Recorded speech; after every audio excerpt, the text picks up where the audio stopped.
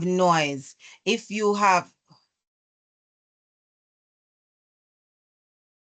okay.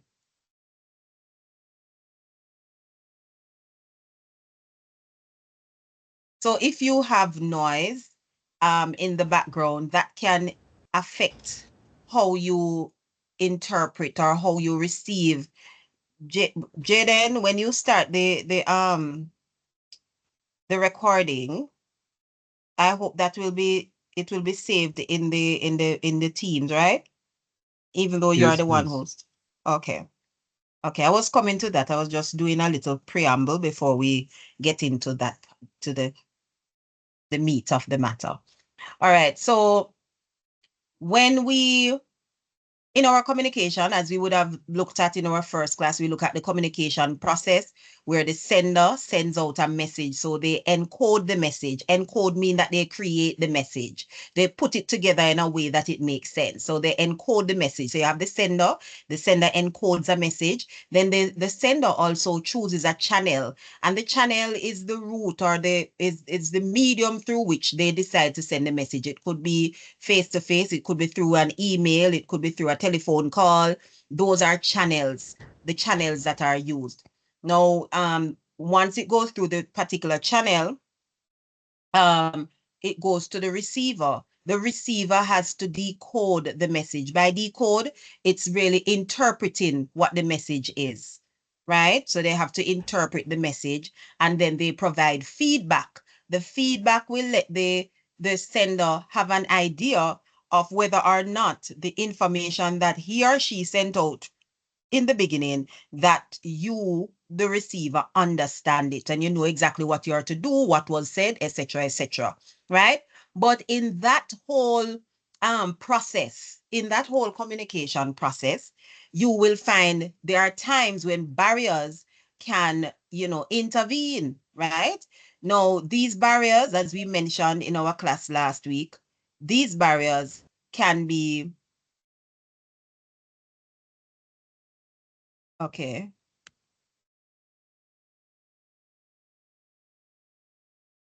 These barriers can be internal, they can be external, they can be physical, they can be psychological. Psychological is linked to internal. They can be technological barriers. They can be physical barriers, and physical barriers has to do with having any, what should I say now? Having any, physical impairment, whether you're blind or you are blind or you're deaf and so on. That can affect how you receive message and how you send messages. All right. Also, if we have technological issues, that can affect how we receive messages and how we send messages. And I think last week I gave you an example of my HOS at my head of schools was trying to contact me about certain things that has to do with school. And she was, she called me. And because the connection is not good in the staff room, it's not good at all. I was not hearing her clearly. There were periods within the conversation where I was not hearing anything and I had to be shifting around and I wasn't hearing clearly, then I had to go outside. Connectivity issues, can interfere with the quality of your reception of the message. So sometimes you may not able to get all the information, you may not receive the information well because of the technological issues that you encounter, right? Even you yourselves here, you may be at home, you may be on your way on your way home from work, or you may be on the road, and you'll find that there are times when maybe you're going to a bad spot, and for a moment you don't hear anything at all. That is going to interfere with, how you receive the message and even how you send out the messages. So this was really what we covered, some of what we covered last week as it relates to barriers to communication. But as Shakima also highlighted, we looked at the writing process and we look at the different types of essays and so on. And as I said, I've posted that in Teams. I need you guys to go back and review. Today, we are going to be looking, just a moment. Let me put it up.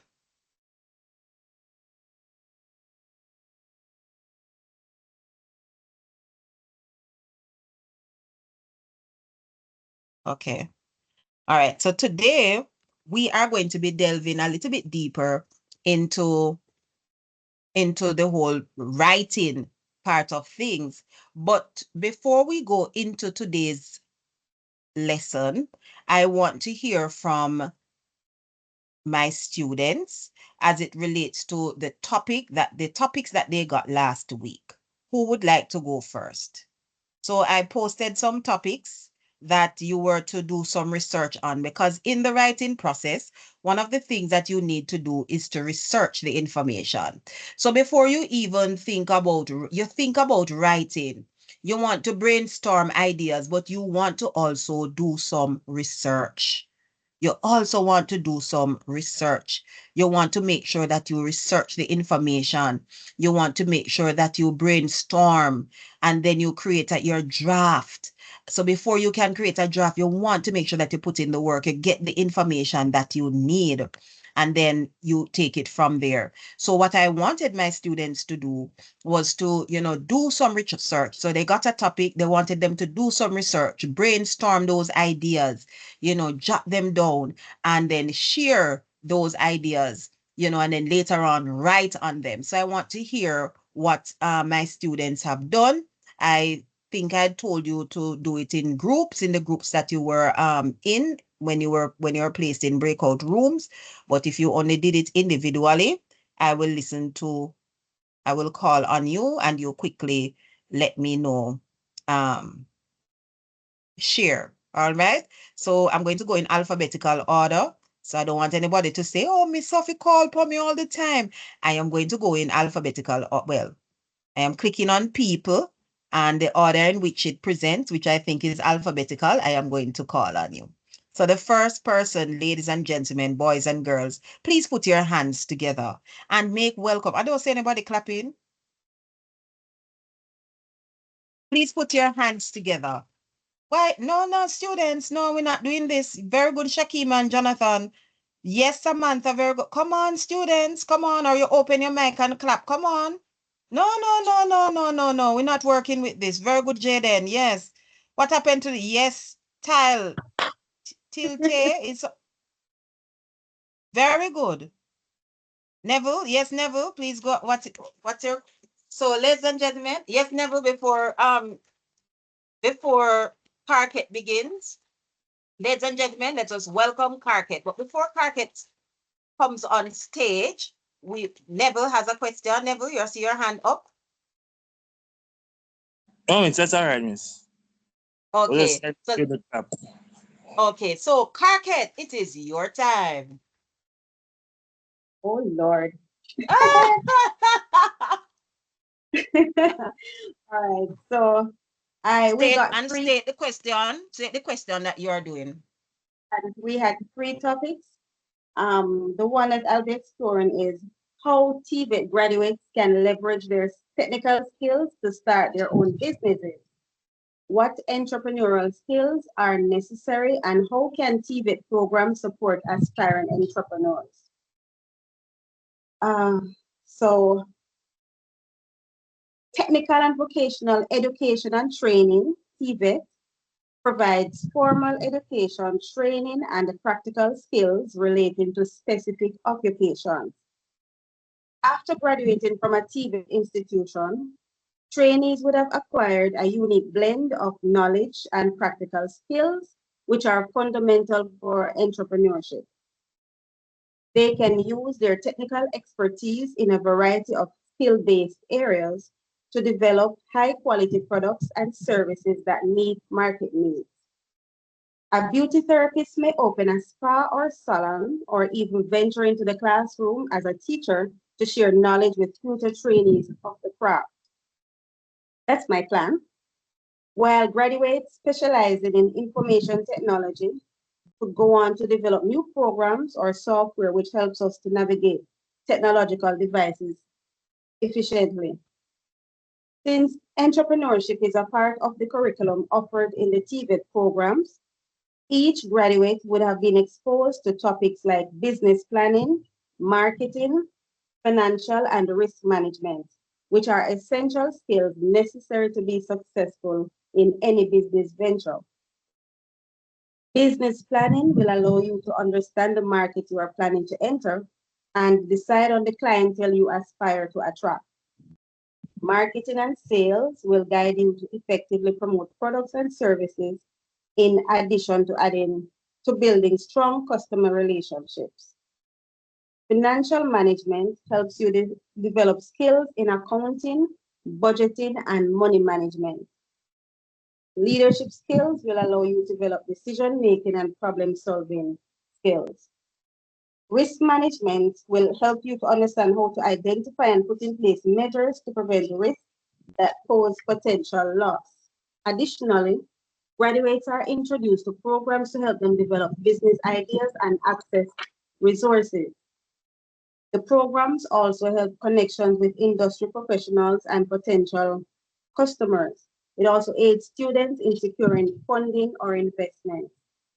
In conclusion, the TVET graduates will be able to create successful businesses that contribute to personal and economic development by applying their knowledge, technical, and entrepreneurial skills. That's my piece.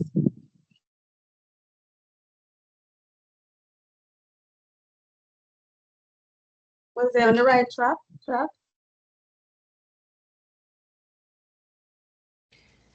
Miss Sparks, maybe I may get the assignment wrong. I know another some I'm introductory sorry. paragraph we were supposed to write. It's an introductory paragraph you wrote? That was an Isn't introductory that what the paragraph? assignment That's what I said? wrote too. I thought Yes, you were that's supposed the to write impression an I got. But yes, you Miss were to Sparks, write let's an give a introductory full paragraph, blown but essay.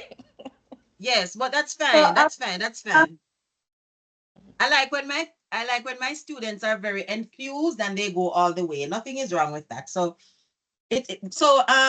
what is your thesis, Carket? Give me a thesis statement if you know. I'm not going to kill you if you don't know what that is. That's fine. We are going to learn. Give me the sentence that captures what your entire piece is about. all right, mine is about the graduates will be able to create successful businesses and contribute to personal and economic development by applying your knowledge, technical, and entrepreneurial skills. Beautiful. That is your thesis statement. The thesis statement is the foundation sentence for the entire essay.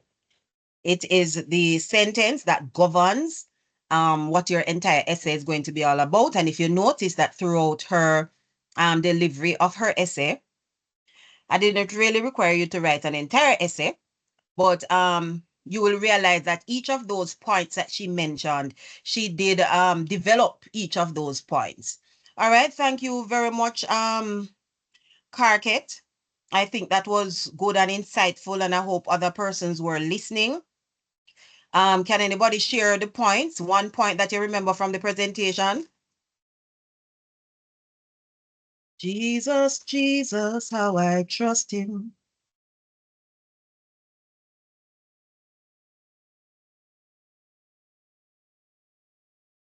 Anybody?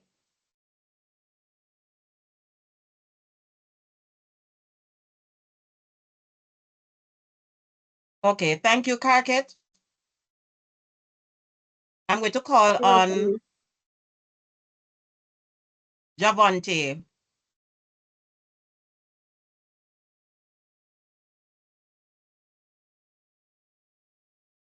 So let's give me the introduction, please.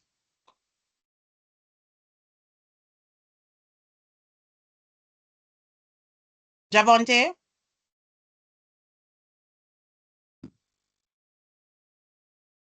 Jaden is leaving. All of a sudden, Jaden. You guys don't amuse me. Please do not come. No. Jaden, take away himself. No, this is serious. This is serious, you know. Guys, do not make me laugh. We need to stop it. Stop. Okay? Jaden take away himself. All right, Javante. Javar said that today is his first class, so that's fine. Jonathan, let me hear what you have, sir. Don't bother take for yourself like Jaden.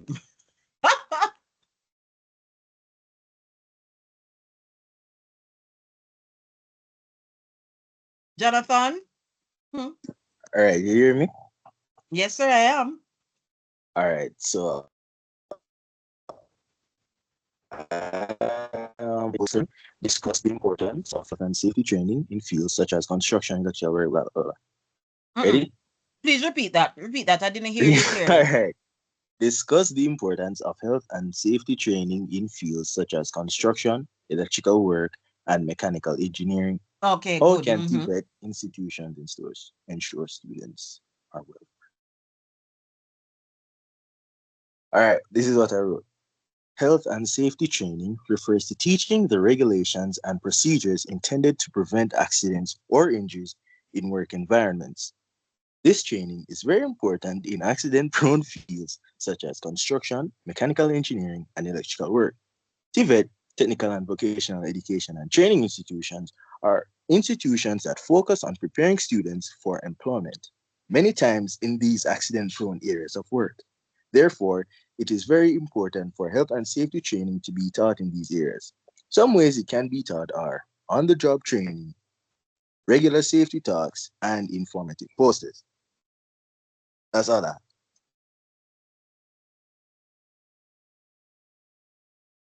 Repeat the training things that you say can be done. Repeat that for me. The last part, Mm-hmm. some ways it can be taught are on-the-job training, regular safety talks, and informative posters. Why is safety training important in areas like construction? Why? Based on what you have there.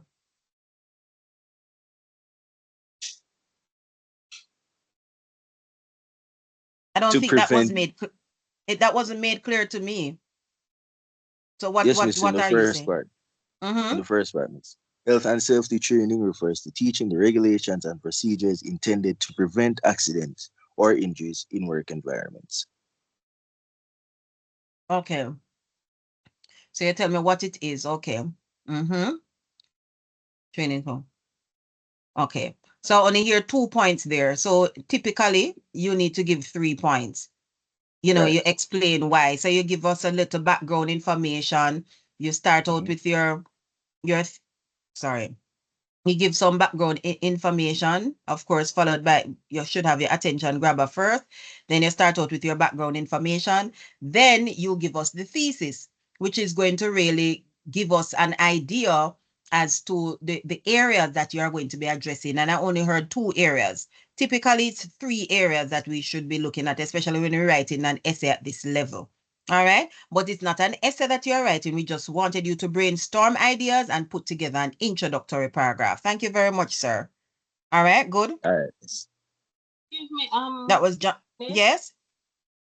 this is Malane.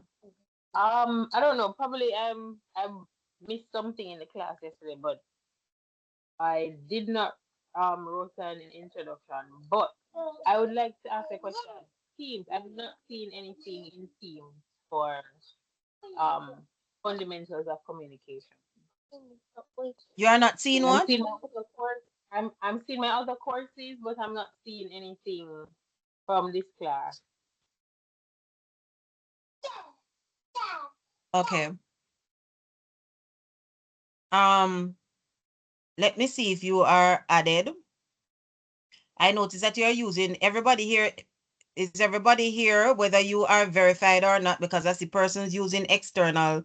Are you using your VTDI account? Are you using your VTDI email? Mister, I'm Because not using mine now. I have some technical Not difficulty I'm trying using to mine. rectify. I think that I'm not using it. I'm not impacts. using it correct. Currently, meaning on it right now. But when I log in on my computer with it, I'm not seeing it. So because I have 2 Oh, accounts. okay. All right. So what I want you to do, if you're in the WhatsApp group, what I want persons to do is to give me their and this is not for everybody because some people's names have already been added to the class. Let me see if I can find it here.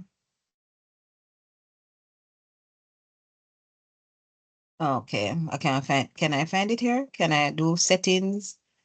How do I get out of here? I'm just give me a second.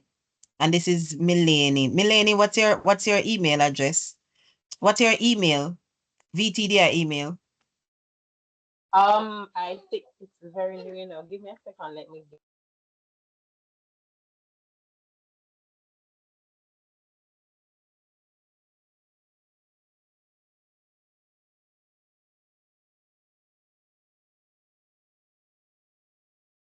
All right, so it's All right. M William, M what? M William, Mm-hmm. 24C at VDTI. Okay. Dot edu. Hold Dot on. It's okay. edu. Don't give me any more. It's a million. So it's add member. Once you are registered on iSIMS, I have added your name. M Williams.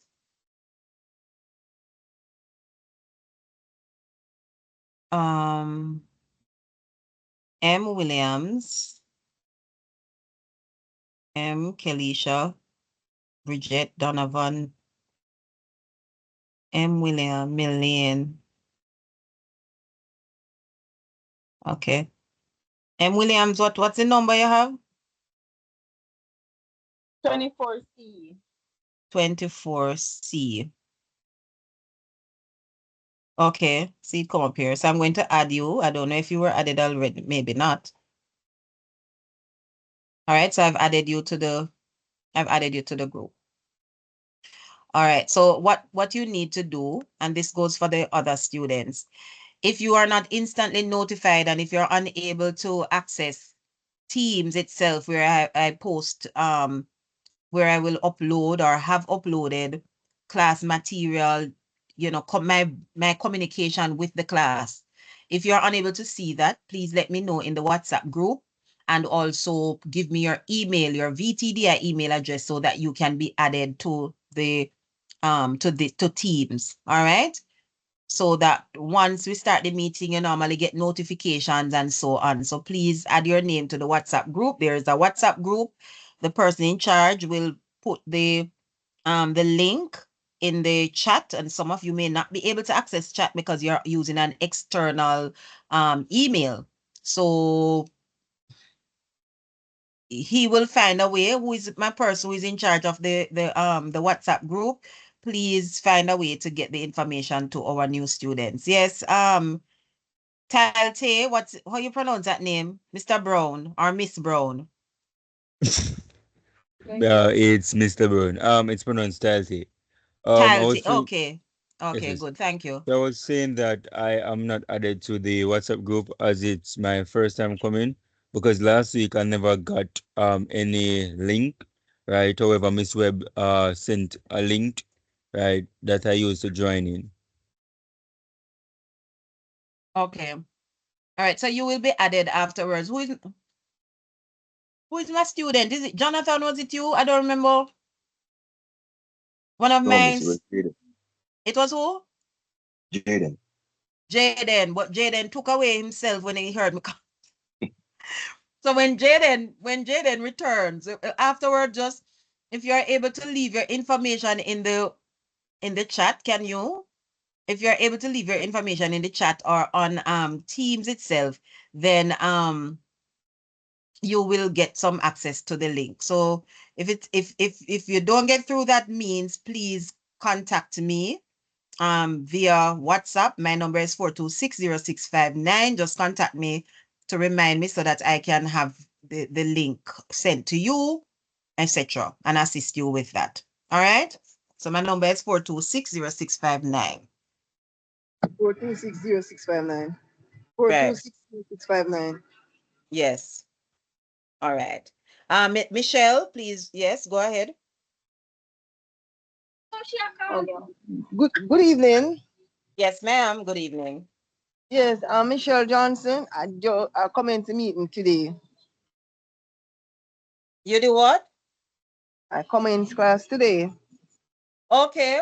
All right. Welcome. Yes. Welcome to the class, Michelle. Yeah, Like thank I you. said, Yes. take my number Send me a WhatsApp message if you have not been added to the class. So can you repeat the number for me, please? 426 426 0659. 0659. Thank you. Okay. And I have posted the presentations that we did last week and the weeks before. I have posted those in Teams as well. But you may not be able to access Teams if you are using an external email. So it's best if you use your VTDI email.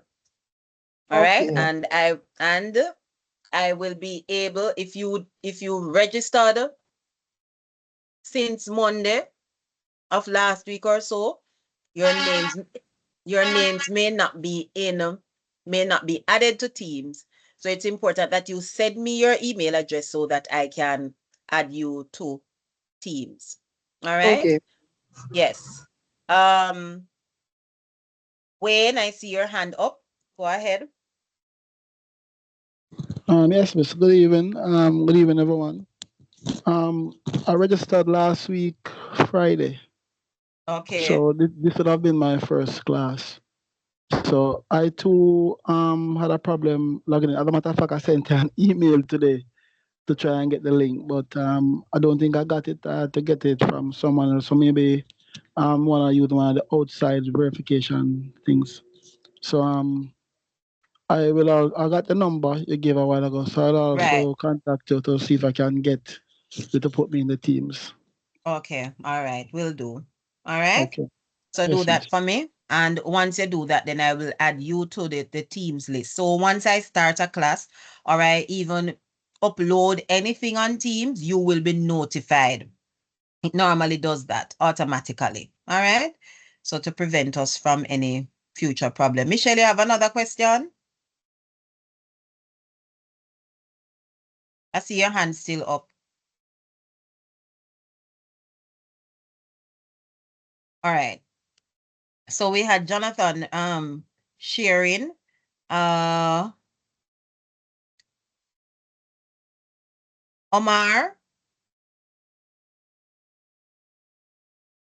share. Let me hear what you have. Which one of the topics did you do? Miss, can I do it? Can you give me a few minutes? I'm having a little technical difficulty. I'm still trying to sort out. Just give me a 5 and come back, please. Thanks. Okay. I'll be back, Miss. Don't laugh. Okay. No, I am sorry. I love to laugh. My apologies. Okay. I'm sorry. I can't help it. I can't help it. Okay. All right. So that was Omar. Because Omar said I'm that actually he's at. trying. I'm You're actually what? trying to log in with it. I'm actually trying to log in with the laptop, and I'm using it with my phone, so I'm not getting Okay. through. So I'm going to send you my VDT email where you can add me. Okay, Omar. All right. So So thank you. there you go. A barrier to communication. All right. Yeah, Samantha. a big one, Miss. Okay. Samantha, let me hear from you quickly, guys. Samantha, ladies and gentlemen, boys and girls, put your hands together as we welcome the one and only Samantha. Let me see I don't see anybody clapping. Come on, people, we don't bad men around here, you know, man. We support each other. Come on, let me see the applause going. Look at them. My goodness, come on, people. Come on, man. We're just in the first hour of class, you know. All right, Samantha, your time. After you get such a big introduction, you can't let us down. All right, Samantha. Yes. Okay, so I chose question 3 where it says discuss the importance of health and safety training in fields such as construction, electrical work, and mechanical engineering. How can TVET institution ensure students are well versed in safety protocols? Health and safety training is a paramount in high-risk fields such as construction, electrical work, and mechanical engineer, where workers often face hazardous conditions that can lead to serious accident, injuries, or even death. Effective training in safety protocol not only protect employees, but also promote a culture safe environment that enhance overall workplace productivity. For TVET institution, ensuring that students are well versed in these protocols is essential for preparing them to enter the workforce confidently and competently. By integrating comprehensive safety training into their curricula, utilizing stimulated environment for hands-on practice, and implementing TVET programs where experts in the industry can collaborate and pass on additional knowledge. TVET program can equip graduates with the knowledge and skill necessary to prioritize safety in their future careers. This focus on health and safety not only safeguard individuals but also contribute to a more sustainable and responsible industry. Miss, I only did an introductory paragraph. That introductory paragraph is very extensive. Thank you. Your introduction is very long. I almost thought you were writing a speech to speak to the nation to vote for you. All right. But okay, ma'am. So read your topic again quickly. Discuss the topic. Discuss the importance of health and safety training in fields such as construction, electrical work, and mechanical engineering. Give me the three reasons that stop. Give me the three reasons why you say that it's important. The reason. Discuss the importance of health and safety. Yeah, so I want you to give me the three reasons based on what you have written there. What are the reasons why health and safety is important in these specific areas? Miss, because it can cause accidents. And so it is important in order to prevent accidents. You have to learn how to phrase the information to get it across in the way that you want to. What's the next one?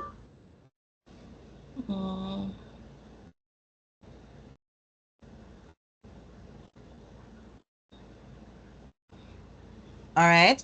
So Samantha and for everybody else, when you get a topic, you want to break down that topic.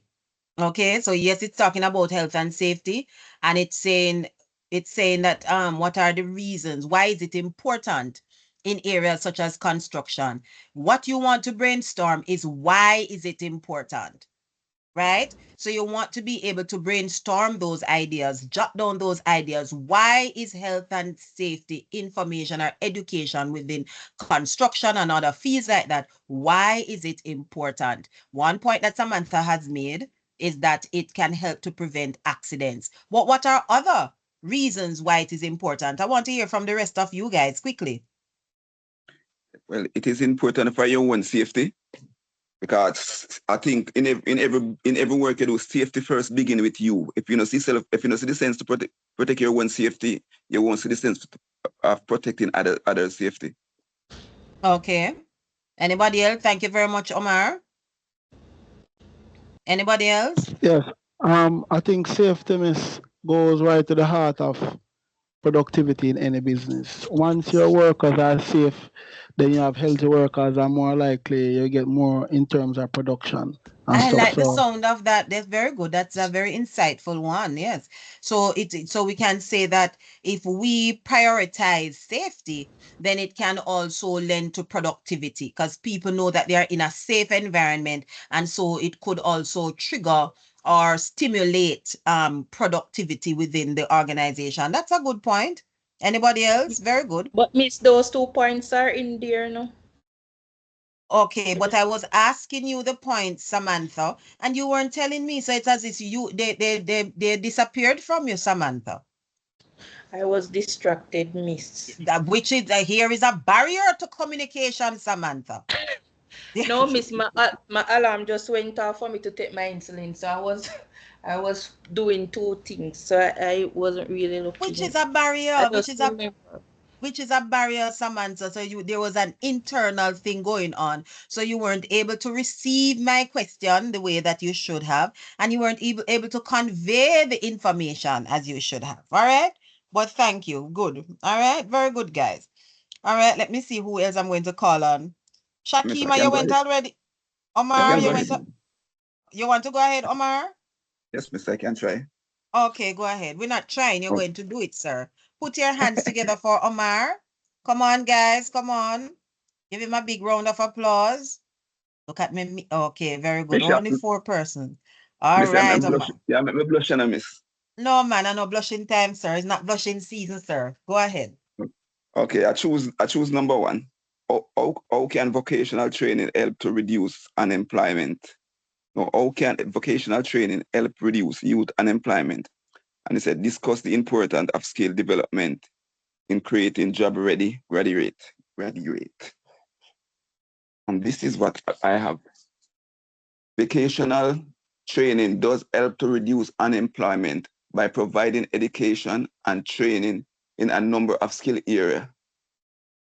Development is a global consideration as key for productivity, employment. Hence, it is important means for increasing productivity in the private sector. Development includes inclusive economic growth and poverty reduction, economic diversification, and structural change toward high productivity sector is necessary for combating poverty. This require a better skill and more adapted labor force. Skill development is generally used to refer productivity capabilities acquired through all levels of learning and training, occurring from formal and non-formal information and on-the-job settings. It enables individuals to become fully and productivity engaged, and it helps and to have the opportunity to adapt these capabilities to meet changing demands and opportunity of economic and labor market. That's where mine ends, Miss. Okay, I'm sorry. I didn't realize that I was muted. Repeat the question that you did again. Repeat the question. I shouldn't say again. Repeat the question that you did. How can vocational training help reduce unemployment? What Discuss the how import. can give me How 3 can ways. Give me 3 ways in which that you have there that all right? It vocational provides. training can reduce unemployment, because I heard you say a whole lot of things, but I want us to zoom into the actual the All right. 3. All right. First, it provides training in a number of skill areas. Giving individual a chance to learn a skill to make their life, to improve their life. Okay. So they get to learn a skill, which Yes, can provide income for them through that skill. income. Yes, and again, it add to the economic growth of the country. When you're employed in the labor market, it make you marketable. That's you can bring in income and be a benefit to society. Right? Those are tied together. Okay, fine. Okay, give me another one.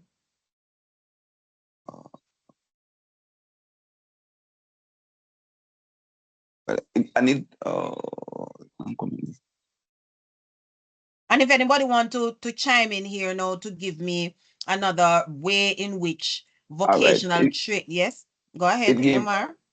It give the opportunity to adapt new skill and new things. Okay. So when you are trained in one area, it makes it easier for you to learn other things and to develop and to grow. Okay. Yes, all right. You can adapt. Yes, you can adapt to changes and yes. Okay. Okay. No problem. Like if you want me to give an example, like I'm in the construction field. I'm in the construction field as an electrician. And there I can do a little mason, I can do a little plumbing because I had that new skills. Okay. And may I add for those persons who are in construction, you know that the typical construction site or when you go to classes, you may learn about using brick, what you call it? Brick and mortar. That's all. So you may learn Blocks. how to lay, you may learn how to lay the what you call it? The bricks, the building Blocks. blocks. Yes, ma'am. The blocks, these blocks I should be saying. Thank you very much. So you will learn how to lay the blocks and use your cement and mix the mixture and all of that. But something that I've seen coming on the market, and it may be on the market for a long time, but I think it hasn't gotten popular. But I see quite a number of these videos being advertised on TikTok and so on, where they are using what they Cement call it foam now? board. Foam Foam board. is Foam. So that would be very good. Thank you so much. It's foam, right? Where they're actually using foam instead of the building blocks, right? And so when you have learned the skill of using building blocks, getting the mixture right, etc., etc., but then here comes foam, which is something that you may not have learned, but having learned a skill in this particular area, it provides with the opportunity and the mindset where you can also develop greater learning by adding to the skill that you have by involving foam, because I don't think there are many persons who do construction in Jamaica who have ever worked with foam, because it's kind of new. It's not really popular right now.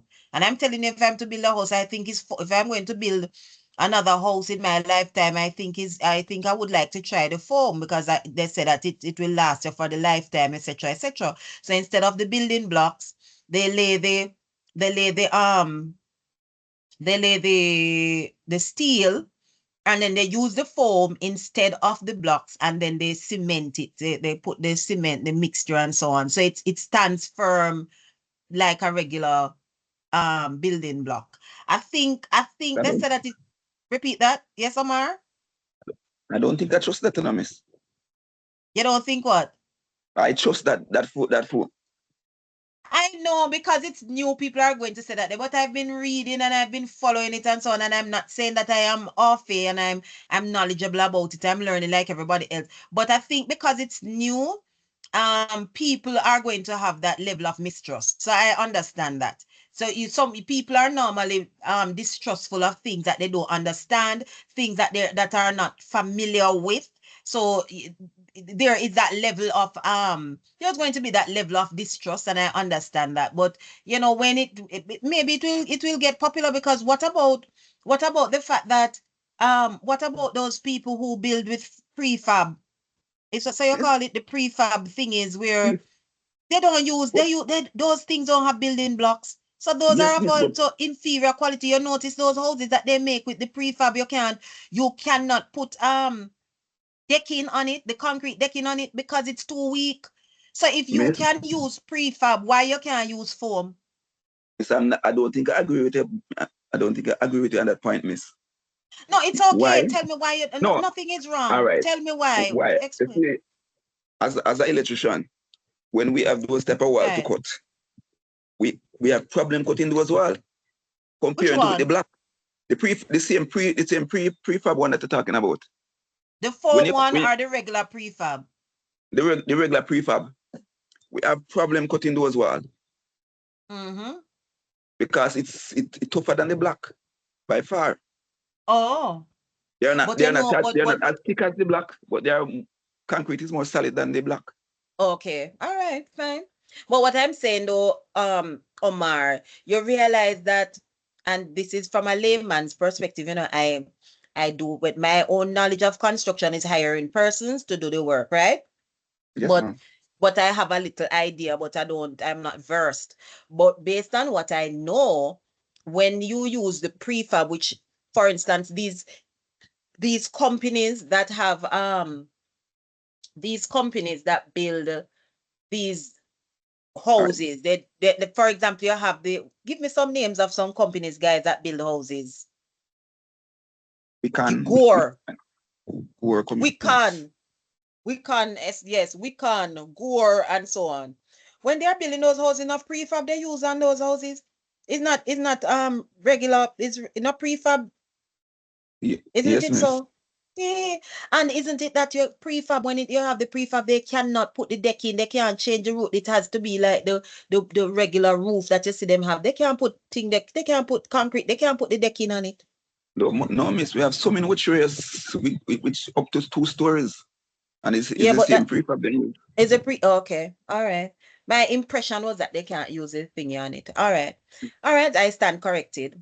Okay. Thank you for that. Anybody? So what your point was that when you learn one skill, it can also prepare you and stimulate the interest and the need to learn, to acquire new skills. Because even if we're in an industry, guys, the way we left it, the way even me, when I started out in teaching, I started out in teaching in one particular way, but so many things, yes, some things have remained the same, but a lot of things have changed. A lot of, even teaching online. When I started out teaching, there was no teaching online.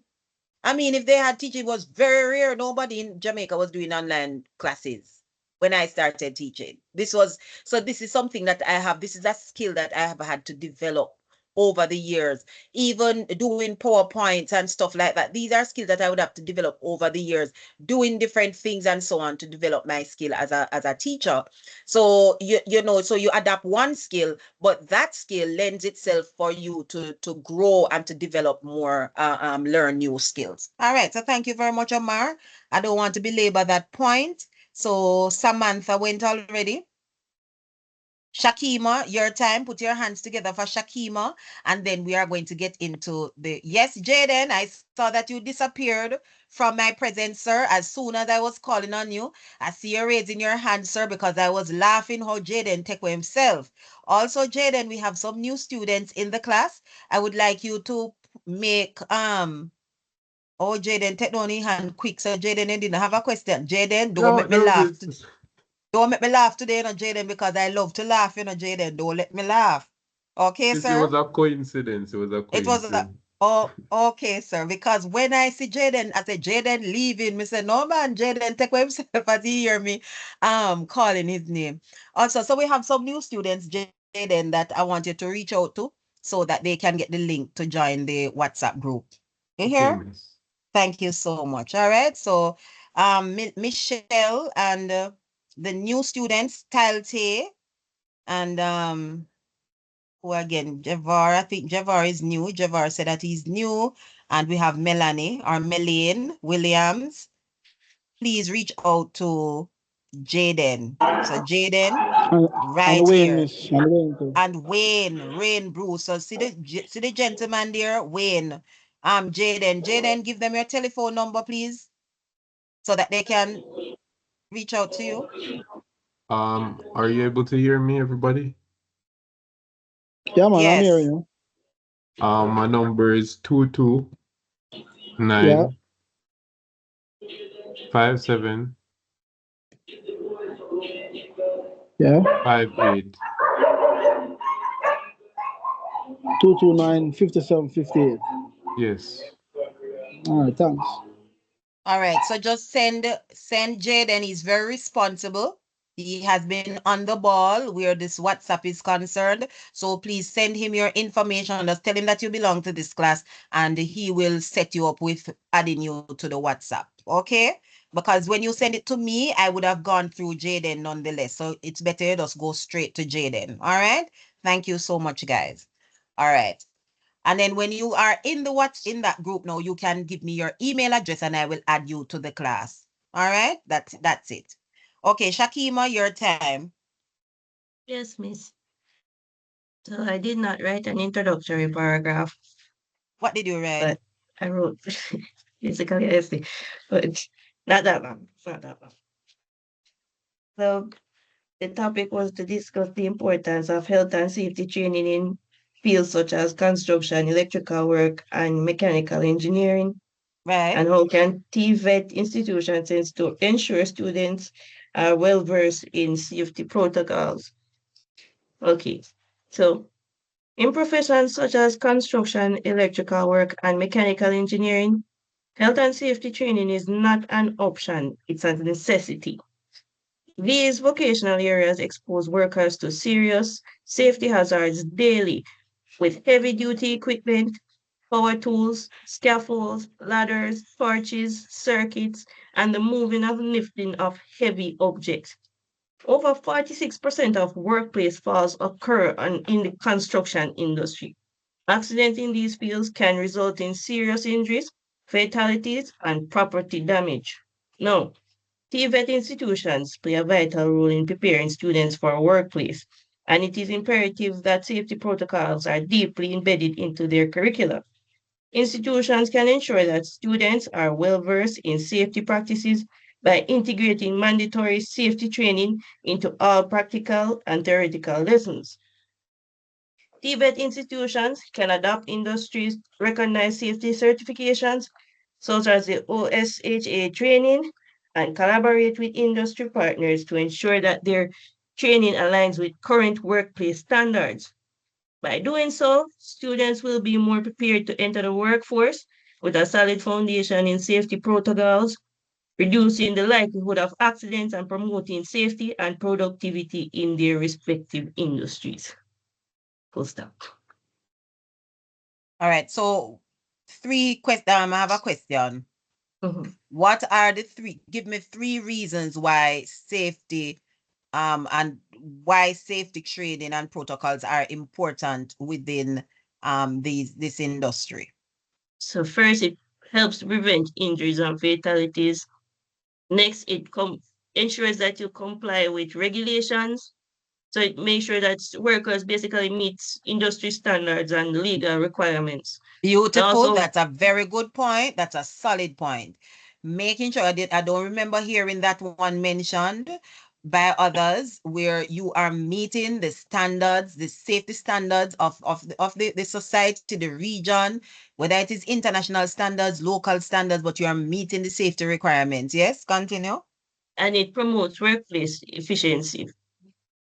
Okay, and it promotes workplace efficiency, which I think lends itself to the point that was made earlier about it lending itself to productivity. Yes, Right. so those are some solid points. Very good, thank you.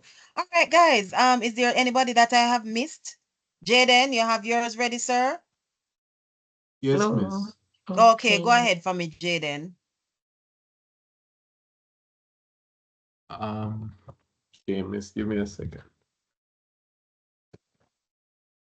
My mother always nagged, knowledge is more valuable than gold. This phrase encapsulates the current situation of the job market clearly.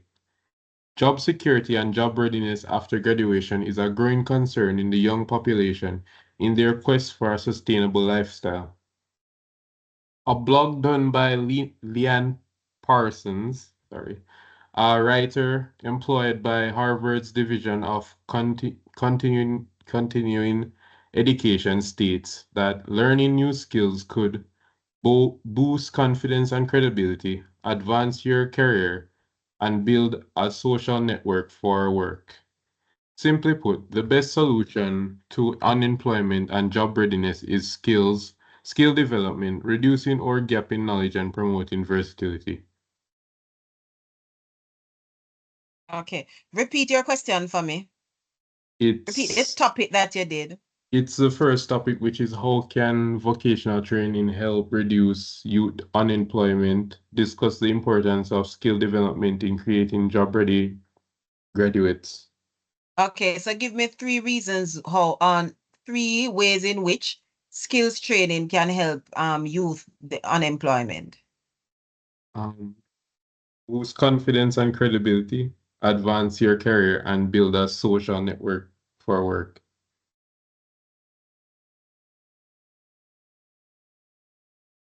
Okay, all right, thank you. All right, thank you very You want me to go much. more Thank in you. depth, miss? Oh, No, that's fine. That's fine. We have to get going. But the idea is last week we were looking at the writing process. And what I wanted my students to do was to start the ball a rolling where the writing process is concerned. You jot down your ideas. you know, of course you have to pre-write, but before that you want to brainstorm. So when you get a topic, you want to brainstorm your ideas. Of course, your ideas may not be concrete as yet, but you want to, what are some of the things that come to your mind when somebody gives you a topic? What are some of the ideas that come to your mind? Write them down, right? And then you're going to see, you know, sort them through. Of course, you're going to do your research. Do your research. Then, of course, you're going to write, and then you're going to rewrite. So you're going to go through the whole writing process, which was what we looked at last week. And so this was really to stimulate that sort of it was really to stimulate that process. You may not have gone through it fully, but you did do some amount of that. You did your writing. Some of you may have reviewed, and now you are sharing. All right. So we did some amount of the writing process. All right. And we will be continuing that further. Now, our first assignment, the first assignment that you guys have is to identify a problem. And I'm going to post that in Teams. You're to identify a problem. This will be done in groups. So you're going to identify a problem and you'll have to do some research, identify ways in which that problem can be resolved.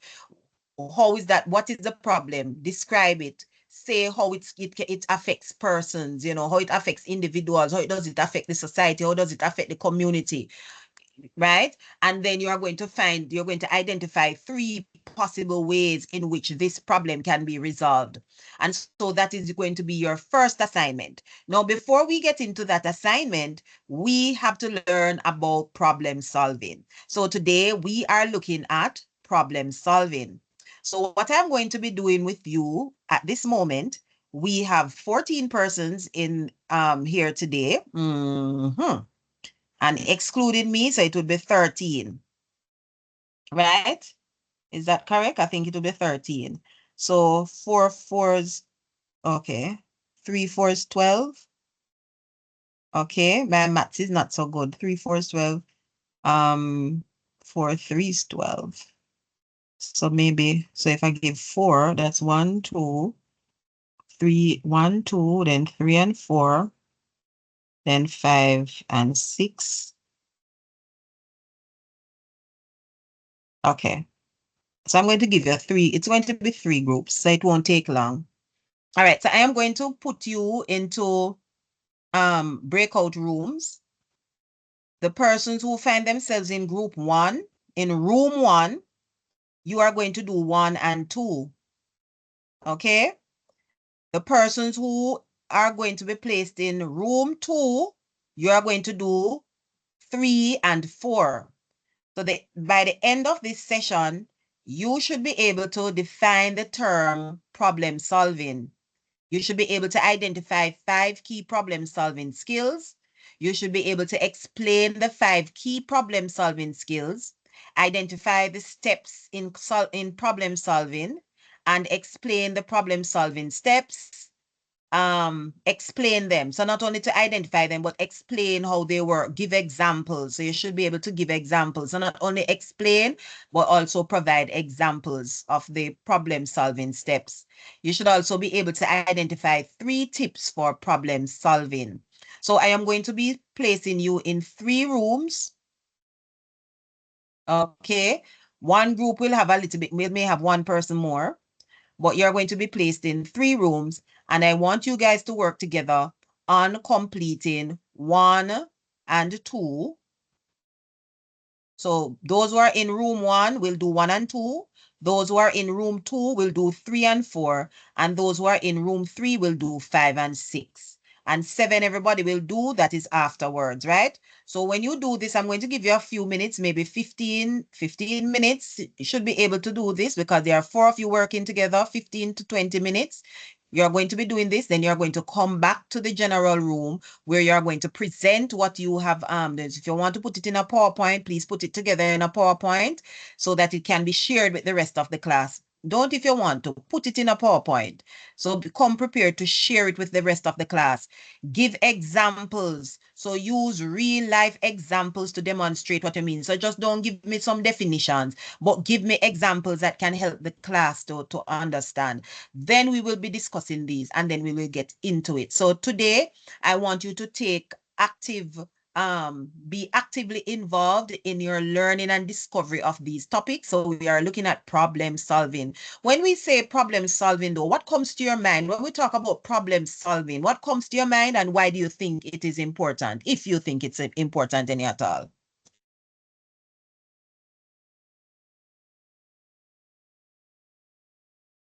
What do we mean when we talk about problem solving, guys? Identifying, oh, I don't want to say a problem again, but And in the identify solution. a challenge and To finding find a a solution. solution. Yes. Finding the solution. Right. You know, that is actually an You're breaking up. ability skill, you know, being able to, you know, somebody that, you know, this is not, there are some people, it's leaders, guys, leaders. Sometimes for you to get promotion, you know, they, what,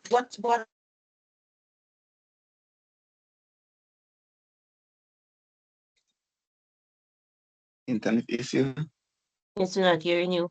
Not hearing me.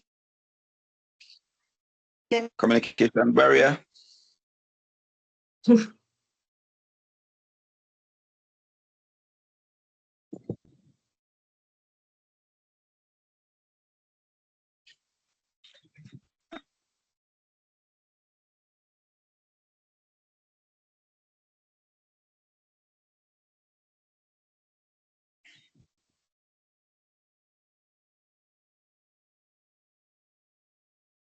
Hello.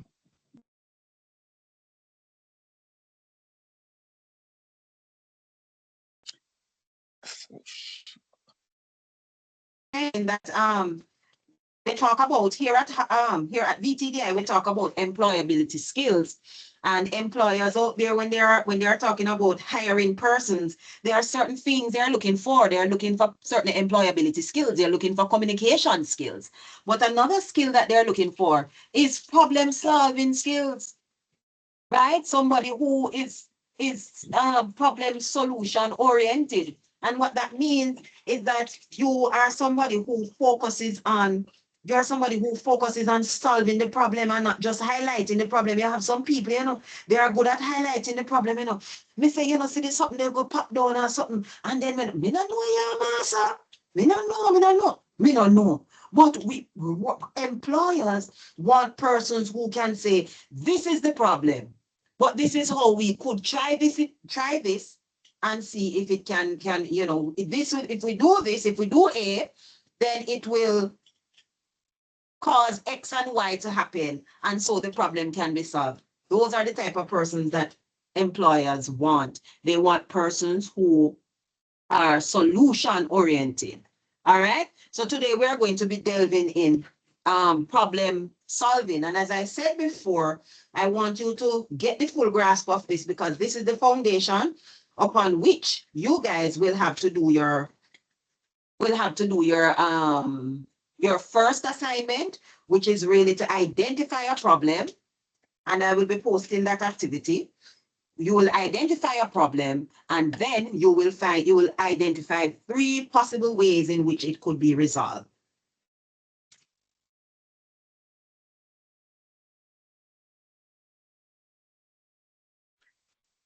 So now I'm going to put you in your breakout rooms. Miss, can I get back my same group? Which group was that? I was with 2 ladies, and I don't remember their name. Ladies. Yes, see, you can't. No, that don't sound good, you know. No, that don't sound good. Because if you want to work back with your 2 ladies, you're not supposed to know your 2 ladies' names, sir. Because I will oblige you, you know. If persons want to work back in the same groups that they were in last week, that's fine. And the newcomers, I'll put them in a group by themselves. No, I don't mind, Miss. All right, so I was in a group with Omar. Omar? Yeah. Omar, see one of your ladies identifying herself, you know, that is some that is who, Shakima. Yes. Shakima identifying herself. Shakima, I wouldn't even call his name because he's not remembering your name, girl. right? So Shakima is one of the ladies. Who is the other lady? It was Kemish, but she's not here. It was who? Kemish, Lee.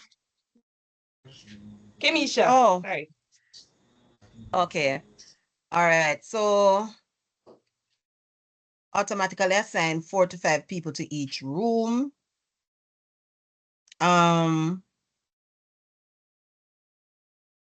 Okay, I don't know how manually assign people to the rooms. All right. Just work with what we have today. Hopefully, if it is fate, then Omar, you will end up with you'll end up with Shakima. If it is fate, okay?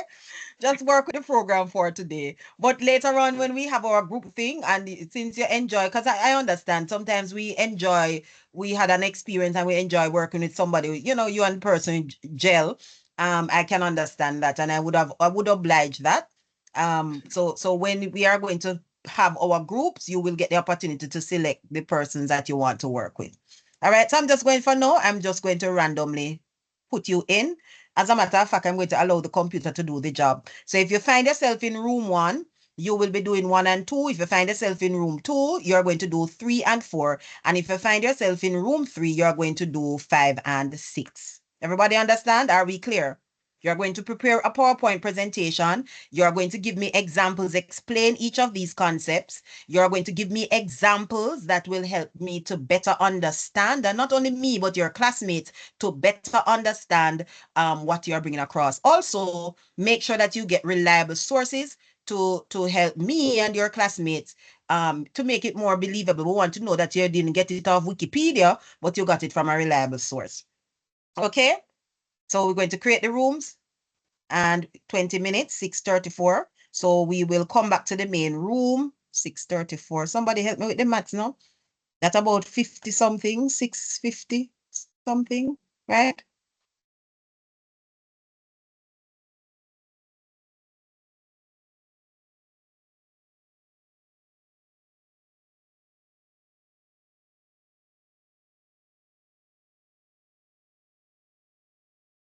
I hope you have taken down the information.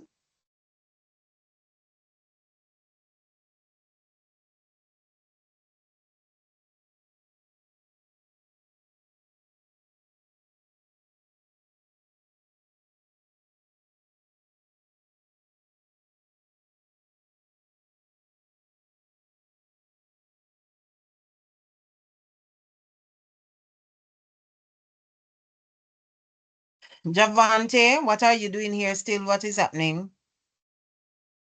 And who is this? Milani and Samantha. Who is it on hold? Okay, they're Jaden. Miss, I didn't do anything. I just see everybody disappearing. So I don't I understand. don't. Samantha, just click on the one. Are you seeing the room, Samantha? No, Miss, I'm seeing content not displaying and then not seeing.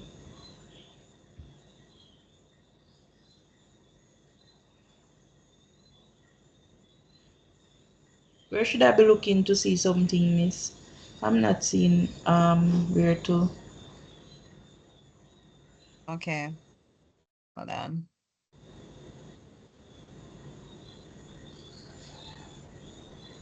It's supposed to have 4 persons. This room 2 has 4 persons. This has 3.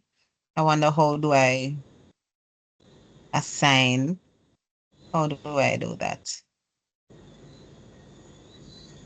Milani is not assigned. So how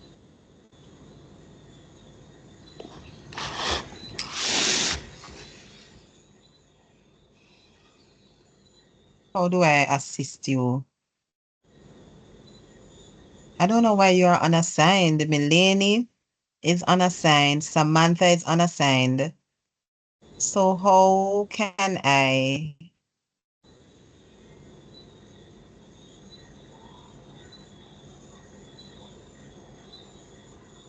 It's saying that everyone is fine. Okay, I really don't know how this part is going. All right, so what I'm going to ask you to do, I'm going to allow you guys who are here to work together. So Samantha, just stay right here. So this is Samantha and Milene. So you can do 1 and 2. All right, do 1 and 2. So this is Samantha and Milene. What is 1 and 2 again, Miss? Cause I had left, I know. It's in front of you. I still have it up. You don't see it. Define the term problem solving and That's what identify. I'm saying. I'm not seeing anything on your screen. It just say can't display content. That's what I'm seeing on my laptop. I'm not Oh, seeing anything at all. oh, I That don't you- know what the. Are you seeing it, Milene? Yes, I am. Okay, all right. So help your classmate, help your team member. So those of you who are in this room, this is really the full room, but because I am unable to assign it because it was automatically done, and I don't know why you guys were left off. I can't explain that. So I want you to work here on doing 1 and 2. So since Samantha said that she's unable to see what is there, just share with her and you guys do a PowerPoint doing 1 and 2. Identify 5 key problem solving skills. Of course, I want you to provide examples and so on. All right, so you can just make use of the time now. You have 20 minutes. I am going to put my microphone on mute and you guys can discuss privately. All right? Okay, guys? Yes, Miss. Okay, miss. Samantha, you said that you're using a computer, a laptop. Not hearing you. You're using a laptop. The laptop now work. I don't know what wrong. I have to do it. The both of us are on our phones, so don't know how Some a glitch, phone. are we? That's how it seems. Tell I me don't know question, how a cause phone. me can't even, me not even seeing the question. Me not see nothing. Me don't know what wrong. Right. Number one is define the term problem solving. Alright, so define problem solving. And number two is identify 5 key problem solving skills. That's it? Yeah, those are the two, Mr. Alright, so Miss Africa just take with mouth talking telling them, cause that PowerPoint not work out. And I just throw away, so um I also didn't get assigned to our room. why Barretta frighten me, man? Sorry. And when it just appear, so me just say to Melanie, say I throw away. All of a sudden me hear voice. Yeah, we just come on back phone did a while ago, so I'm just turn time back. Oh, so you're seeing you are seeing the screen where me solve the two problem? Just say we must do Yeah. define problem solving and identify the key problem. The 1 and 2, right? Yes. Okay.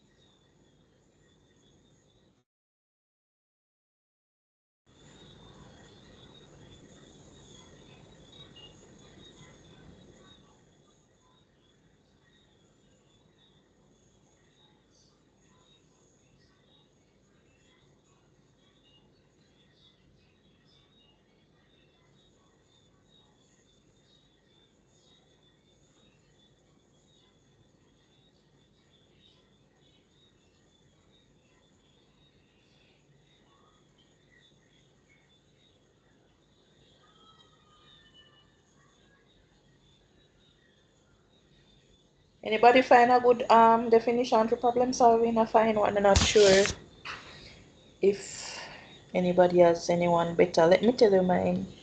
Hearing me? Hello? Hello? Yeah, I'm checking. Yeah, I'm Um, hearing you. I'm hearing you. I was saying that if you guys find any definition for problem solving.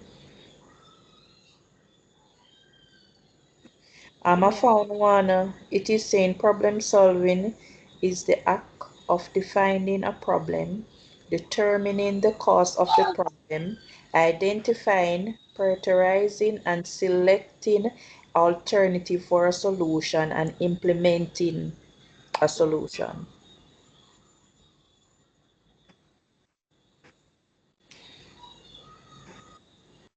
Anybody else find a different definition?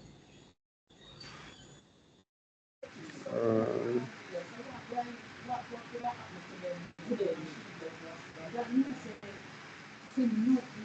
I think I find the same one that we should just say a while ago.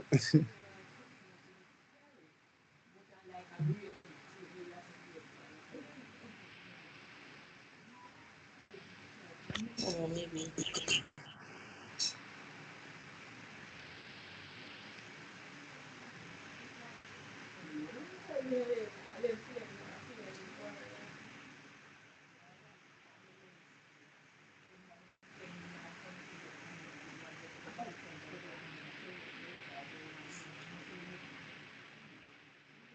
Elaine, you find any other definition? Hold on, I'll just get a chance to start searching because my son was not allowing me. Oh, by the way, Barrett, you're using a laptop where you can, Miss was saying to make it in a PowerPoint. No, I'm not using a laptop right now.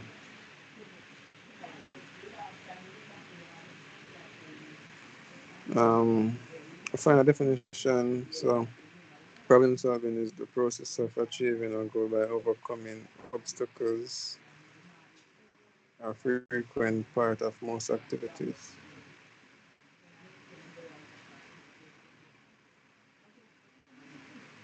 Right, this one it says problem solving is the act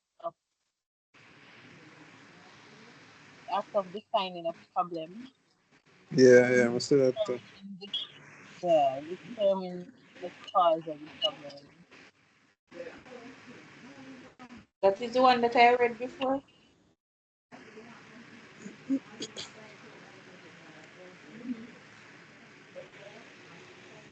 I'm not sure. Where it go? Problem solving is the act of defining a problem, determining the cause of the problem. Got Yeah, yeah, that. yeah.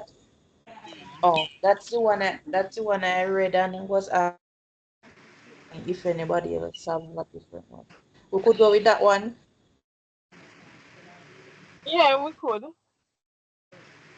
Yeah, I can work with that.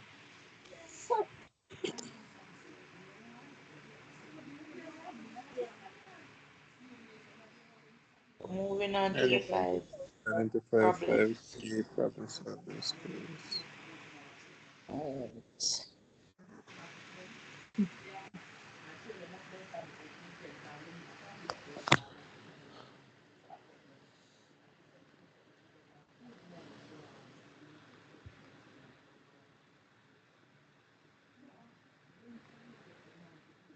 Don't feel hungry right It now. should be five problem solving skills. Five key problems.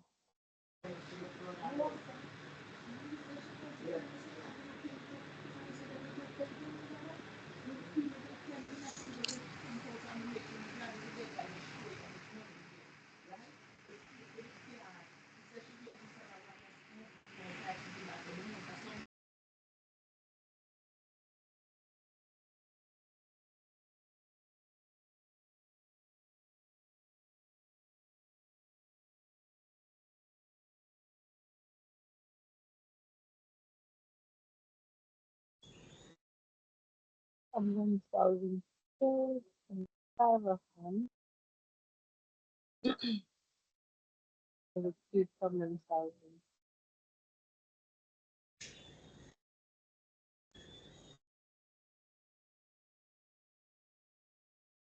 Five types of problems.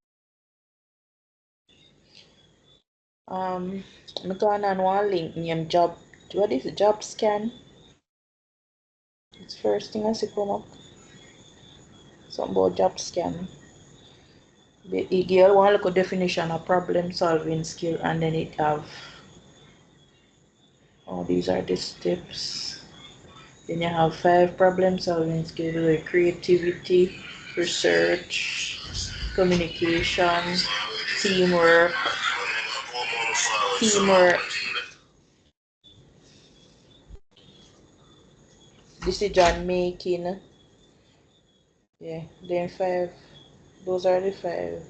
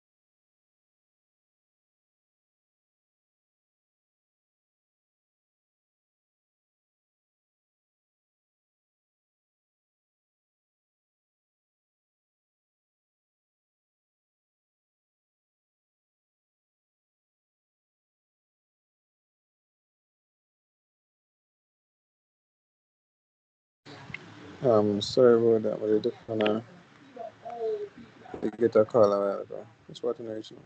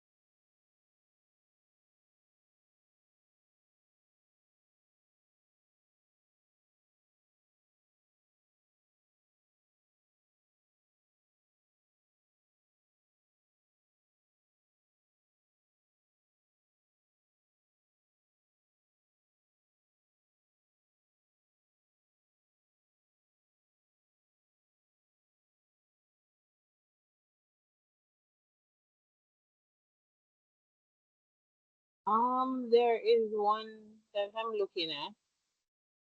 I think the place where it comes from is this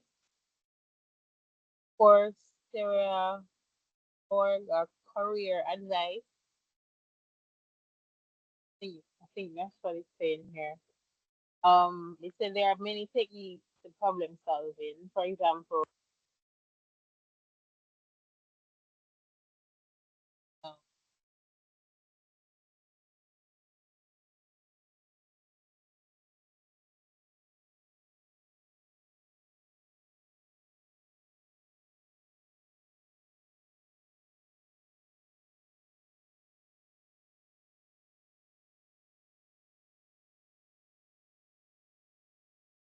hello. Sorry about that. Is anyone hearing me? Yeah, yeah.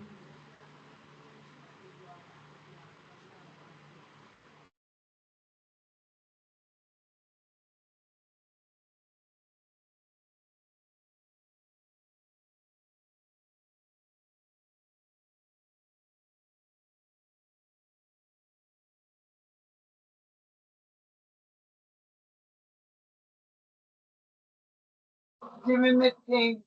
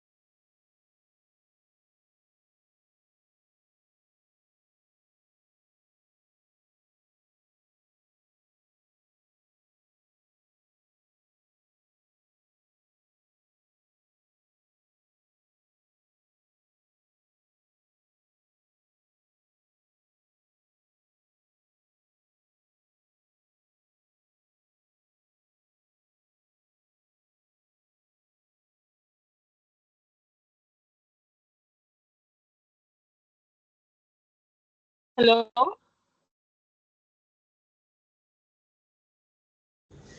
Yes. Yeah. Okay. Sorry about that. I got a call. So,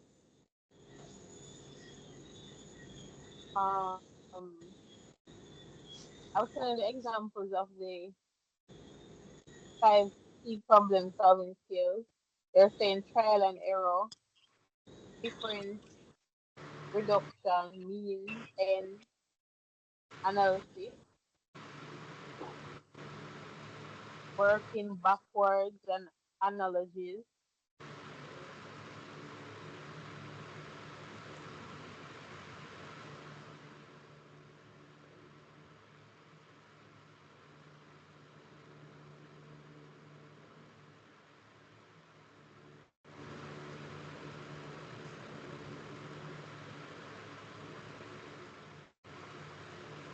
Should I get a call again? Me now hear No, nothing. I'm here. I'm here. Oh, You're not hearing me? yeah, no. Yeah, I was just saying that's all that is there Oh. on that one. Well, I found one. It said, one, define the problem. Two, brainstorm possible solution. Three, evaluate the solutions. Four, implement the solution. And five, monitor and adjust.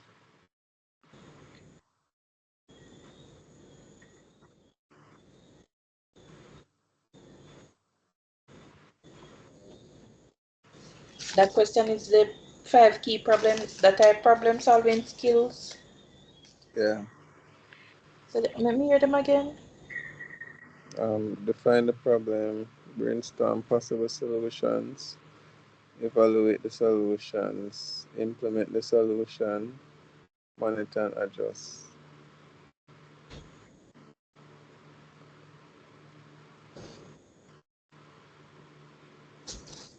That's so like steps. Yeah, that would have come like the Yeah, steps. Oh, you have to solve the problem. yeah. Those are not the skills.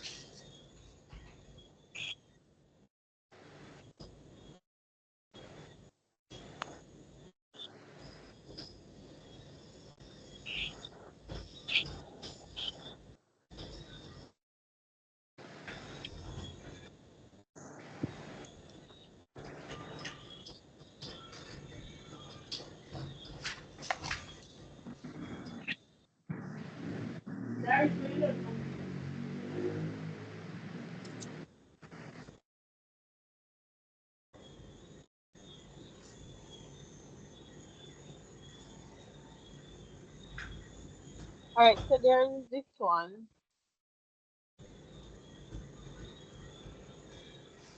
Um, it says five key problem solving skills for professionals. They have analytical ability,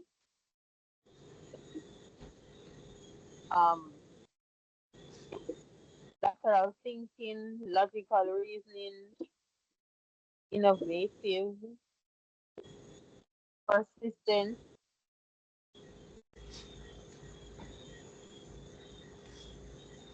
They give you a little diagram showing how they all work in motion.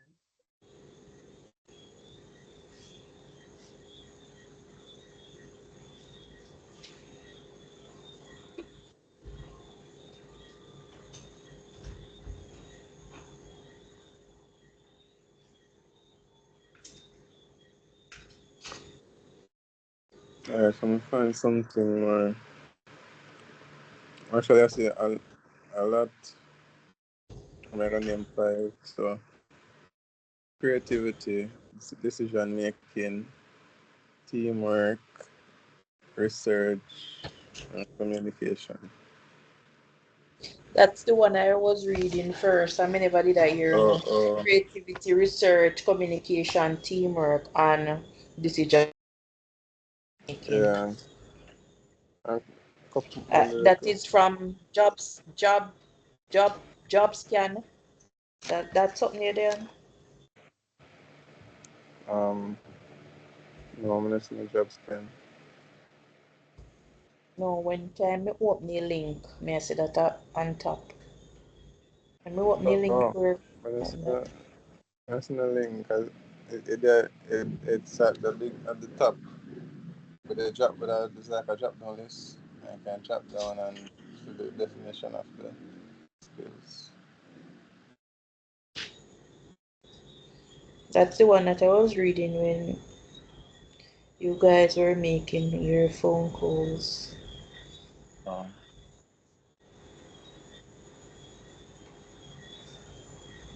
yeah, I can use this one. But me so have examples.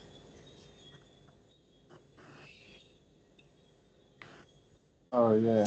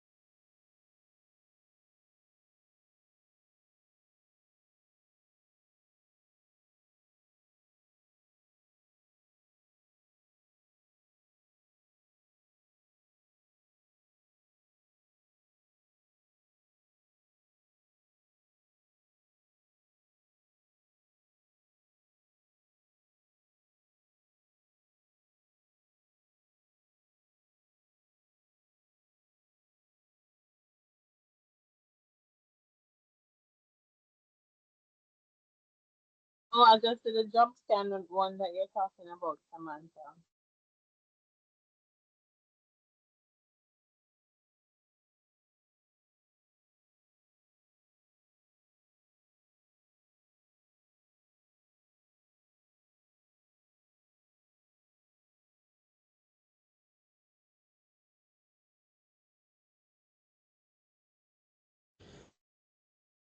Yeah, we can use. I think we can use those files.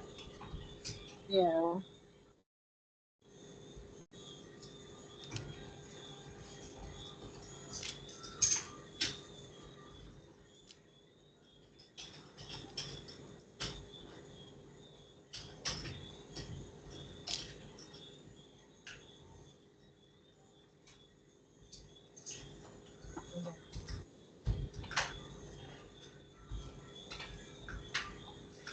You read through the 5 of them? That's what I'm doing now.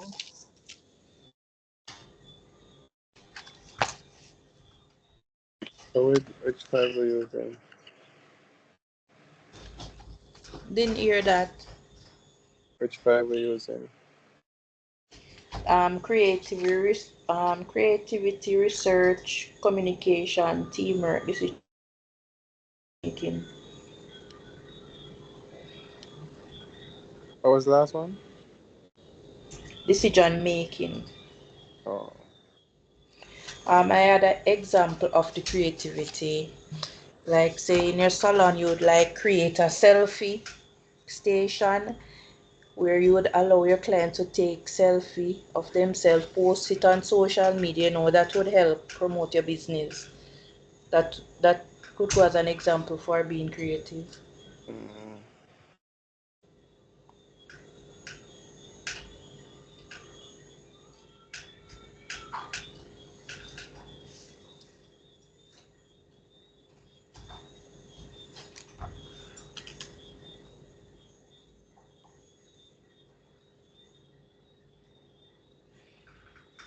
Oh, I forgot to say it, I go with problem solving thing.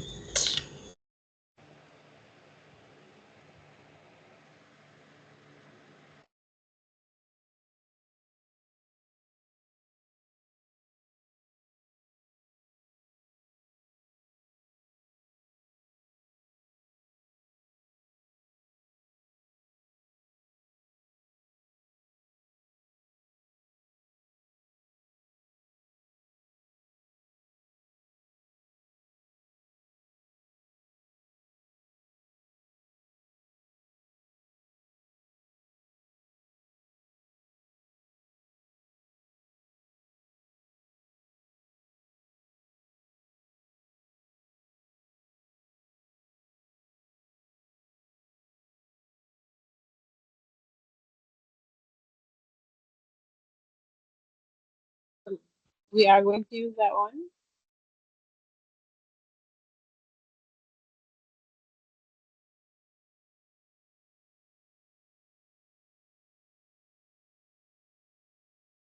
Hello?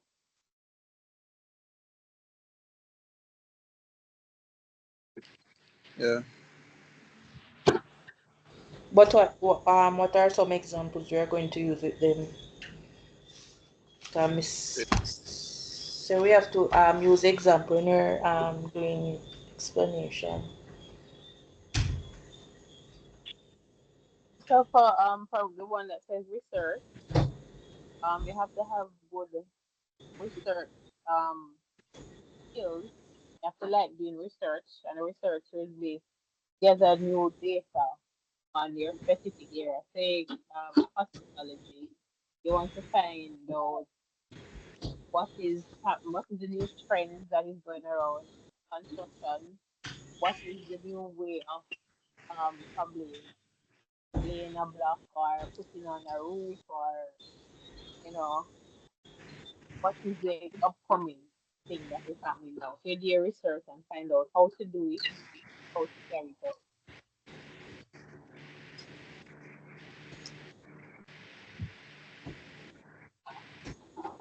And communication now, how you put it across to the audience, whether to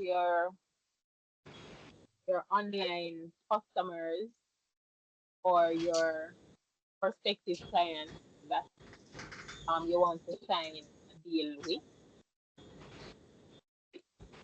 You'd figure out how you'd put that across to them, whether by um showing them by a PowerPoint. Persons are visual, while some persons are really just um paper and pen. Some people are hands-on, like practical. Yeah.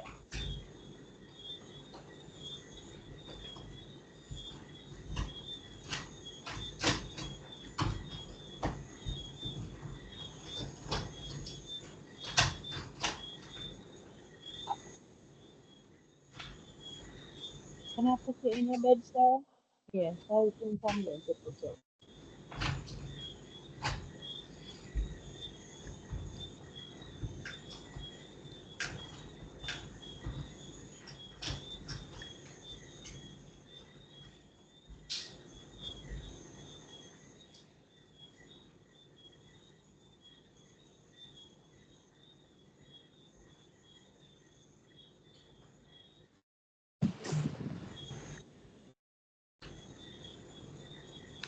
So what about the example for the creativity and teamwork? Team members. Well, you had said it. You said it earlier when it came on to the creativity. I like that one because most persons are doing it now. They are creating an area in their spa for their clients or their customers to, you know, take pictures to just have a moment until their until your appointment is ready for them.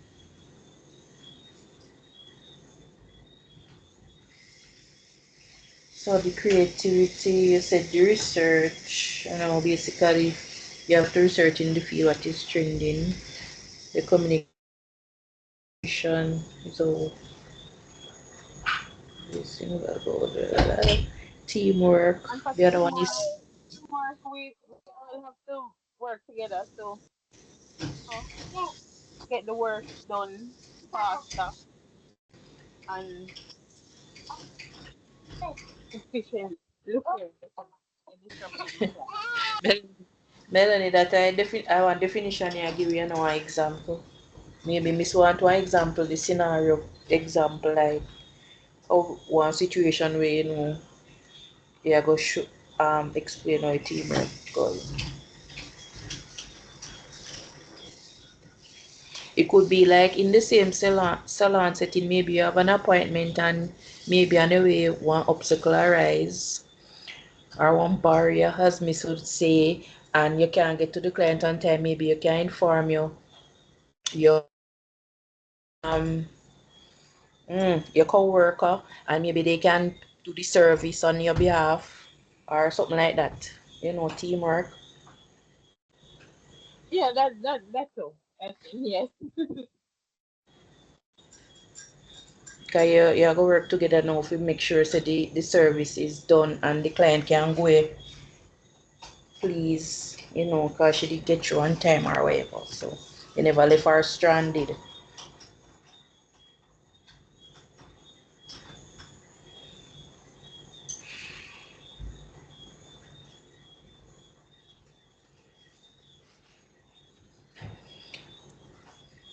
Oh, me nah hear Barrett. Barrett, go sleep. Oh, mama, there, man. No, say you know they yet.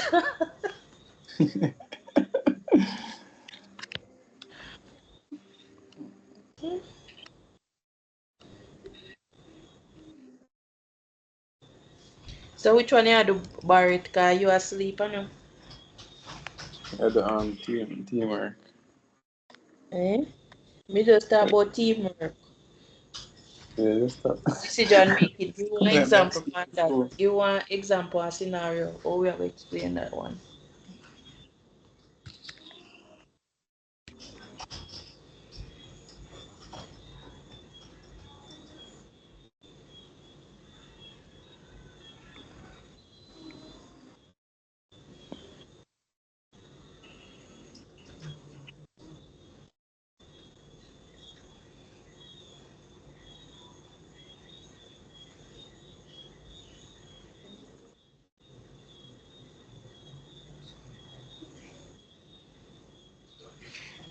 Based on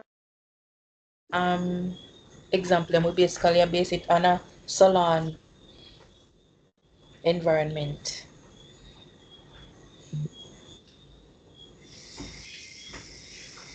Oh, because she wanna do the service student.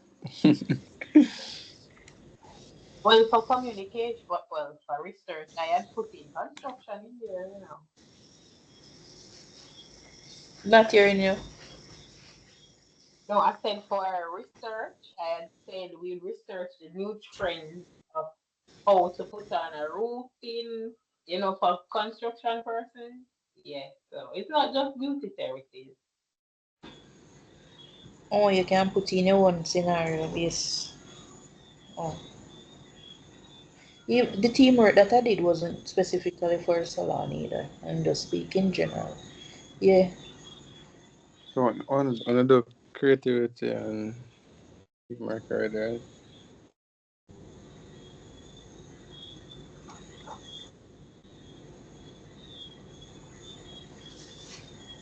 But me no hear you. You know, say asleep. Right, me asleep for you. Me no hear a thing where you mumble say like you drunk or you asleep one of them. And I hear my loud. Me I hear you now. All right. So may I say what to do already? Creativity and teamwork. I did give an example for creativity and Milene was talking about research and communication and then I gave another example for teamwork. But you did asleep, me call you now and say if you tell you what for decision making. All right. You did hear the one when me did say we could have used for creativity? Yeah, I hear that. That was the first one.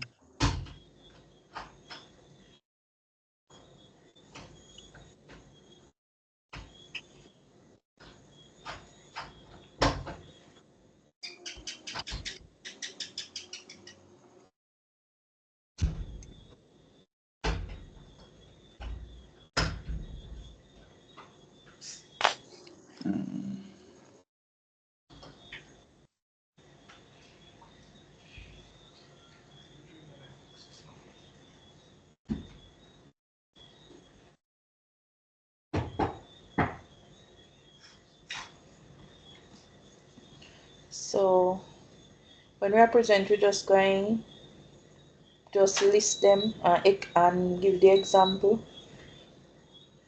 And I read no information about it or nothing. Um,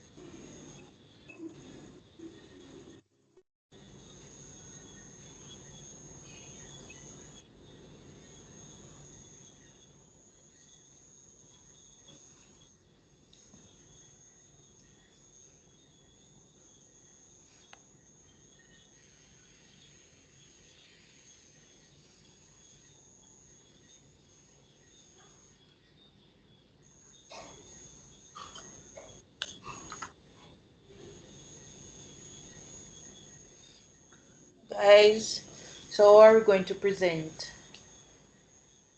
Three of us going to say do something, right? Yeah.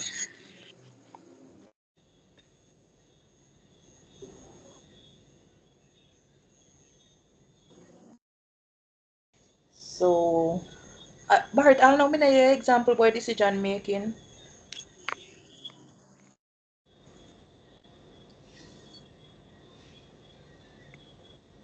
Yeah, search from not find nothing.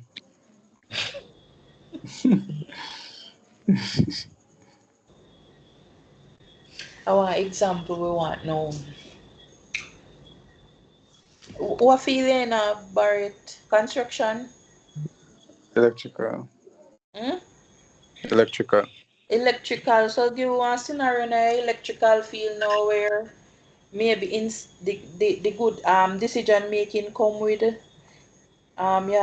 you have to focus on solving the problem rather than wasting time at debate endlessly, you just need to make one decision, sometimes me never know what can happen in a field with two person might have debate on the one thing, and say maybe as a supervisor so you have to just come and just bam. This is the decision because if you follow them you're gonna take like the whole day and nothing now go get fit nothing now go get fit done. Maybe a string um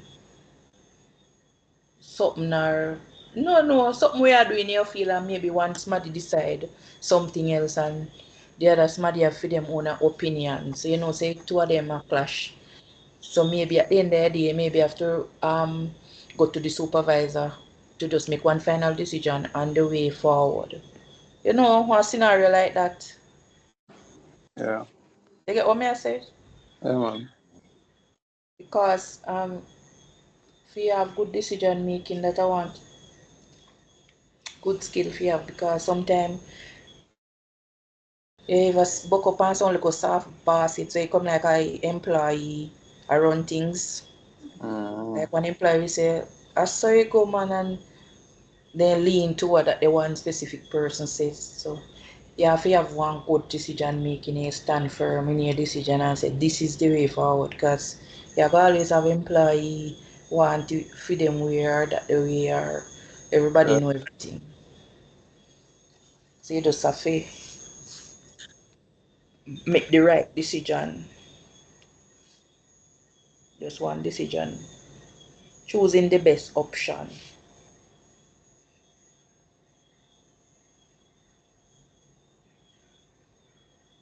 So like maybe you can just think of something in a fear feel where maybe would have cause one conflict and just basically like scenarios example miss like others can understand. So who is going to explain to me say we now can't make the PowerPoint because we are both three of us are on phones. Um so we have the definition first the problem solving and then the key problem now. Me explain the creativity and the teamwork. I think Melanie did do the research and the communication. So, Mr. Barrett, you can do the definition for problem solving and the decision making example. That good? So the first one, right? I think. I thought the Oh, sorry. yeah. Barrett, we say, say me feel say junk. Cause you have to sit and then say yeah. I mean, your way say. Yeah, drink Yeah, John. rum. No, I'm not drink no, man. Listen, I define I was, the I was me I saying, gotta define I was, the term problem solving, right? And then So I would get it. everybody have the same definition? The one Yeah. I want me did read first. Yeah. yeah, because all of them come with a definition underneath them. No, the first part of the question, we're defining problem solving. That one we're Oh, talking. No, I was saying Barrett could do that, number one, and then Yeah. we're doing the five key problem skill. Now he would take number five, which is the decision making. I would okay. creativity and teamwork, and Melanie, you would do the research and the communication. Yeah, Okay. man, that's one. So that's how we would present. So Barrett would go first, and then I would pick up, then Melanie, then it goes back to, oh, between me and Melanie in between, whichever way, then Barrett would finish off if he don't fall asleep.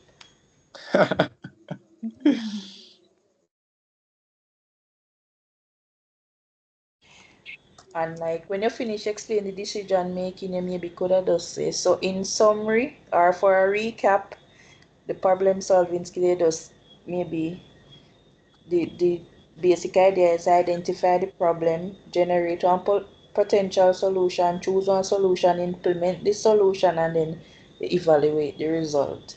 And that basically it I say Yeah. it's them in solving the problem.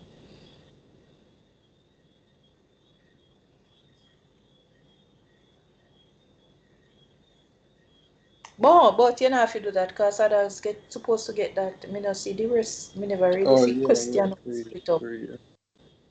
I think other group might get the steps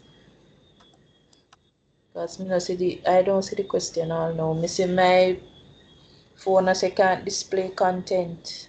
There was a problem displaying the content. I don't know what go wrong there, so me not see it.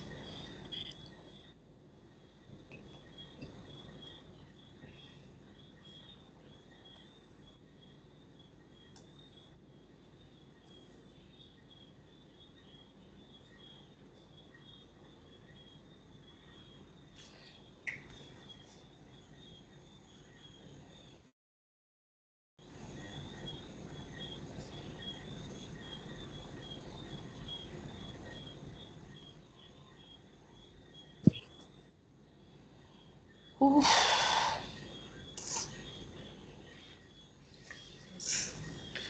And now we are first group and we first miss a go as I go back on we first. Mm-mm.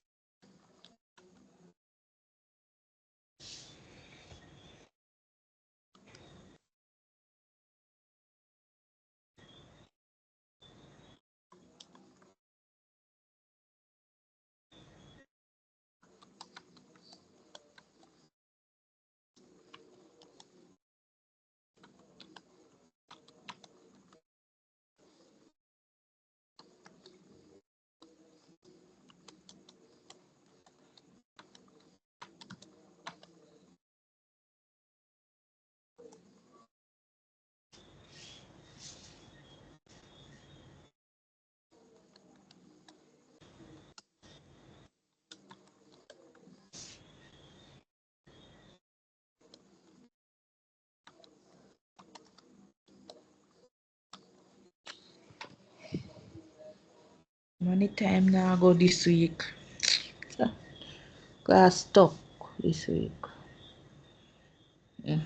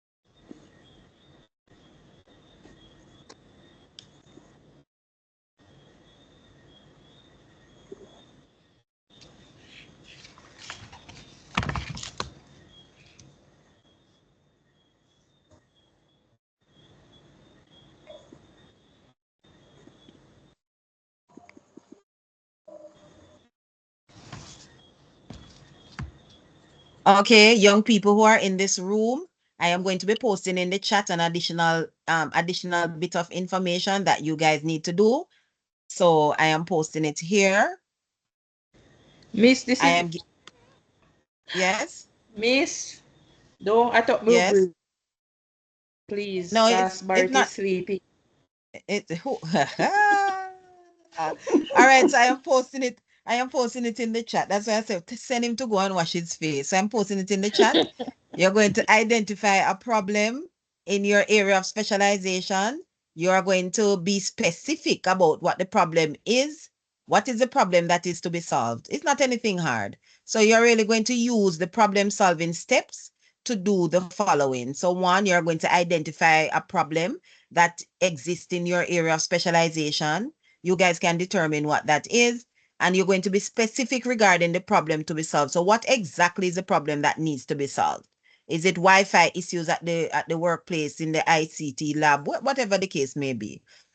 Three, you're going to detail the problem. Why is it a problem? Detail the problem. Why is this problem a problem? Who is it affecting? What are the impacts this issue is having? You get what I'm saying?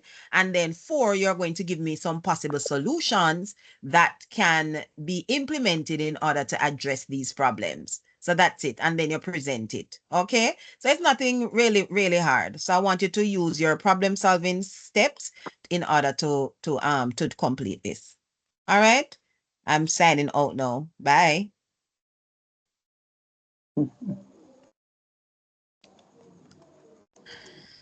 Ay, me go sleep. Me too.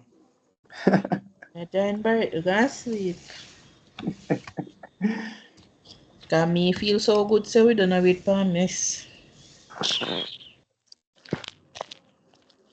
I mean, I don't know what she just said. Uno can see chat what she posted. Oh, brother. Me not see no chat. Me not see no chat. So you look right. Oh, yeah, I see it.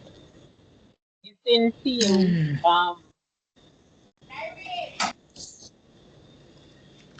Boy, I'm really boy sleep catching part through device. Identify a problem that exists in your area of specialization. Be specific regarding to the problem to be solved. Detail the problem. Brainstorm and develop a solution. Present your findings. Samantha, what is your specialization? Beauty service.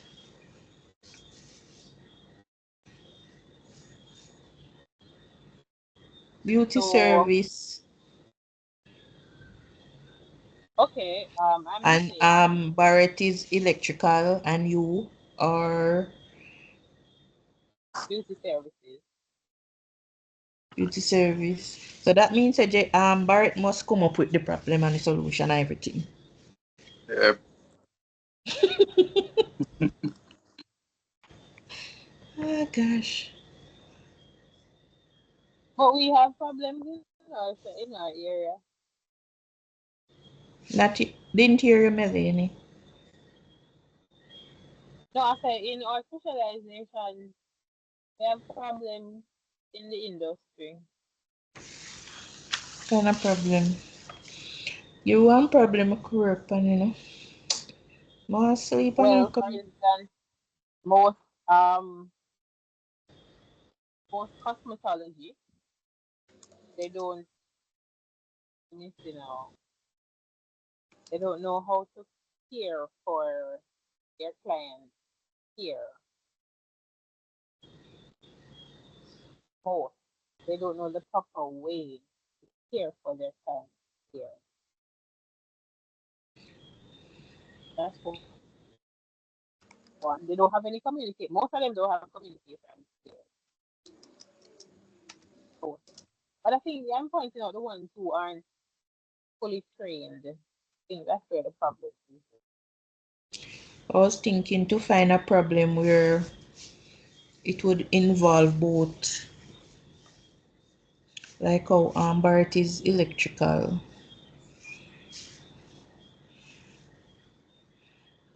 problem where both industry are face now, whether electrical or beauty services. A mutual problem, Okay. because maybe Bart now can elaborate on for we beauty service. Don't And Barrett. I get the decision making now. You know, hear what I have to say. Yeah. So, like, example of decision making is like deciding what task is to be done next in order to ensure a smooth path on the project that is being working on. Oh, that's fun. That I what? That I example or different. Yeah, example. But Miss Woulda still want to do it in a the one example in our workplace. So where you just say you maybe have to still get one scenario like what was the decision we did need to make or Miss Tia like she want like how she Yeah. love the example of her life experience or work experience. And that's why she stress it. So I think that's what she's looking for. So yeah, that maybe even if you say that you're still a figure one scenario.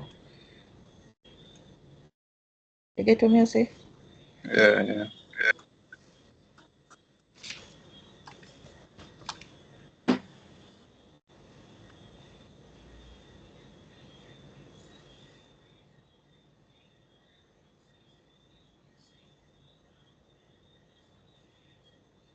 They I think about one mutual problem with maybe the two industry might have, but connect my brain now click me hungry. Can't think. Mm.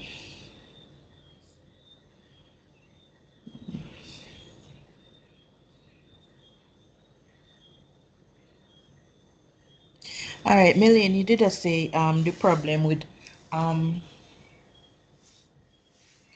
you did want to use the whole broad topic as cosmetology or maybe one hairstylist carry it down as just the area focus from.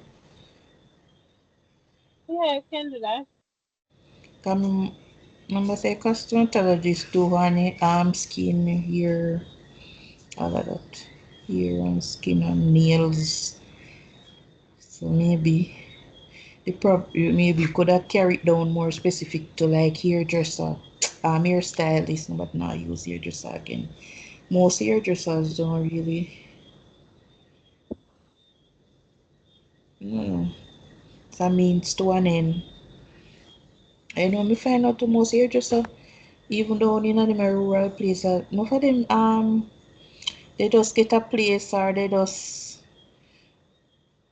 bitch up a piece of shop and say they don't have no certification put up or not, but maybe from they young they usually can do here or something, so then just and then can do it, so then just go in one Yeah, shop and that's like where the breakdown they don't comes they because are not trained, so they don't that are one big problem why they don't know if you take care of the ear. They just yeah, maybe know that's it from a cousin or a sister or a mother how to cane or how to put a little relaxer in the ear or how to braid it or anything like they don't really know how to take care of it yeah. because they weren't trained and to have a And local how shop to so identify, and they don't know how to identify problems with the hair in terms of if somebody come there with say psoriasis or eczema, something they don't know that there are certain things should not be treated in the salon. You yeah, definitely they don't don't know they the don't know the procedure. contraindications where you don't carry out a relaxer. Yeah. Well, any service at all, because for instance, I had a client come. She came to the salon and was there. She's telling me what was happening to her scalp and stuff. And I look at it. My aunt is the I deal with the skincare part. She deal with the hair part. Even though I'm a cosmetologist, she's a hairdresser. So she does all of it. And she has a level 4. So I leave her to do her thing. But I was there analyzing just the same.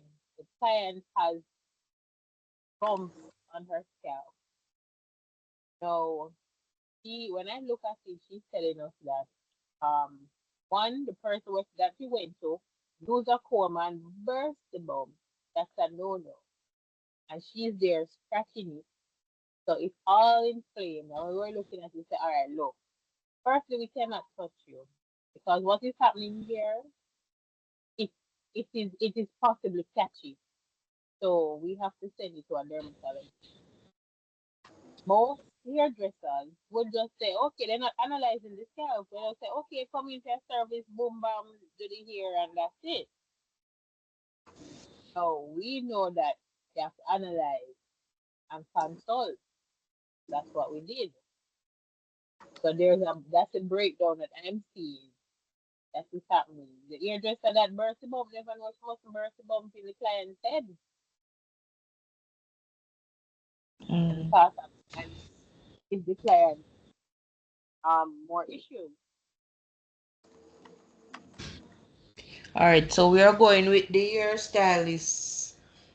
The problem is most the problem would be me not see sitting when me self look for him. Me not see chat. Me suppose the thing in not seeing it. So the first one is identifying the problem.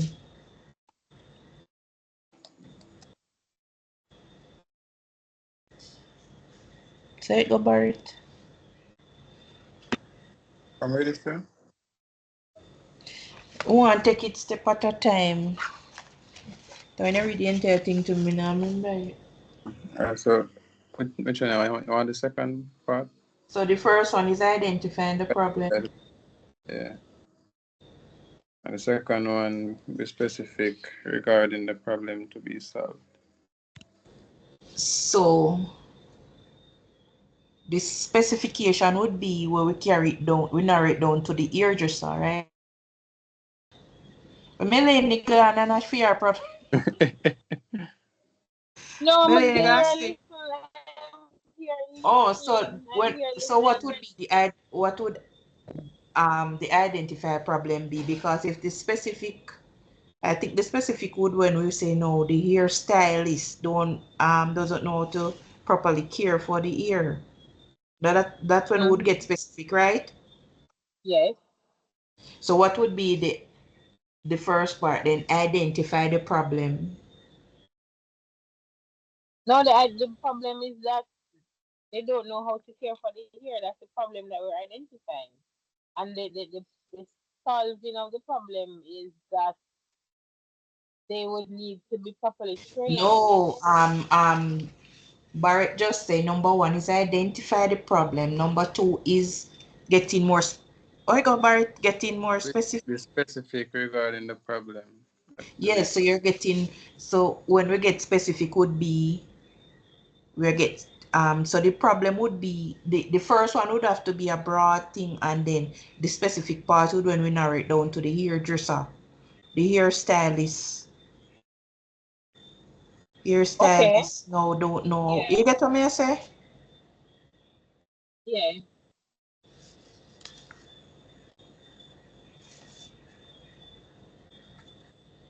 And then it will say detail the problem. That's the third one.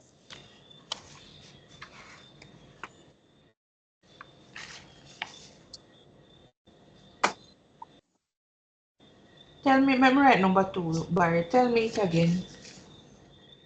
State it for me. Specific regarding the problem to be solved. Me not hear you. Be specific regarding the problem to be solved.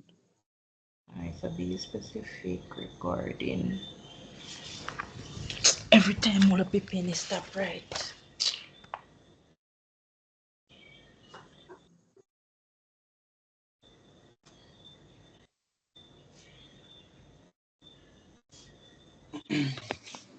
And number three.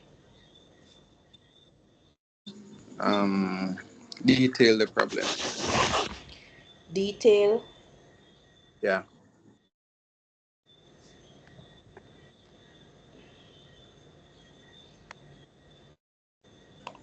Number 4. Brainstorm and develop solutions. Brainstorm and develop solutions. Yeah.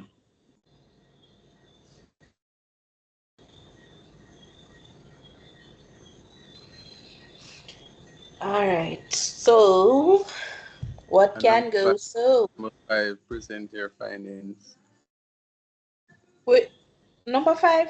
When I think of Yeah. first start question. Yeah, go kill me, yeah, man. Number 5 or? Present your findings.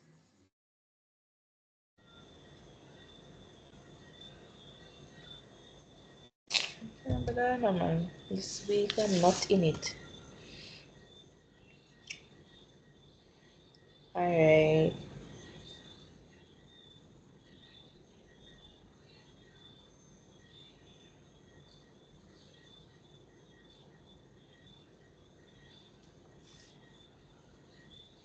So we're gonna say your studies are not competent enough in Yeah. your care. That are enough in your care. That Melanie, your stylist. They're not competent. They're not, Hmm? you know, I'm trying to figure out if that sentence is okay. They're not competent enough. Yeah. So you're having hairstylists or not. But me no, when you say hairstylist, that would have come like you say for everybody. When you just start you have as hairstylist. You have to put one word in front that we make you know say it's not everybody we talking. So Well, well, I don't know. Of it specify that part. No, that part. we are gonna state that that need to state we know sound like a everybody. If I could turn back the clock. Sure.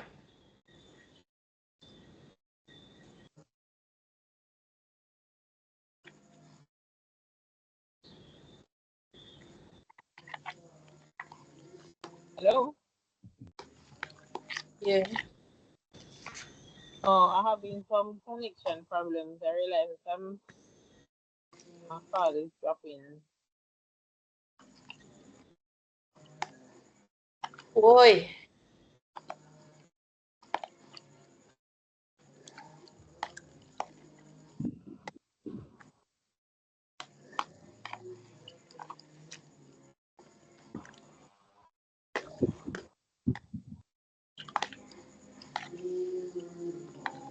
So next Monday I thought I want pat me hungry. What's Barry? Are you in a yeah?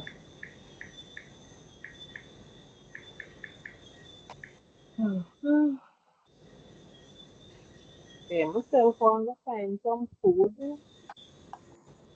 Me hungry, come like that's why me care have a thing.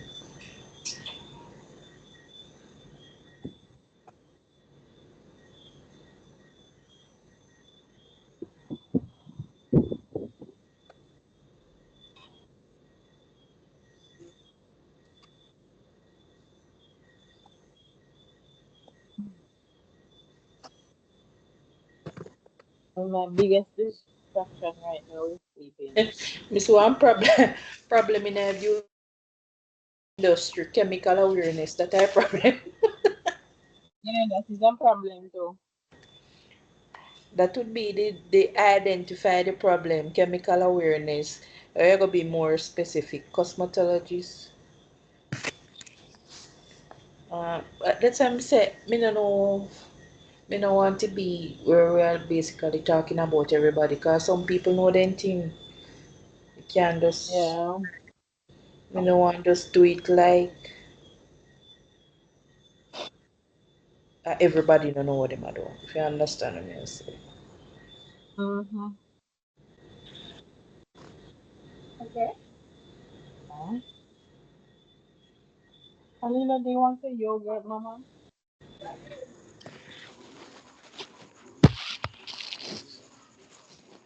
Do you want the yogurt? You sure you're gonna eat it? Hold it.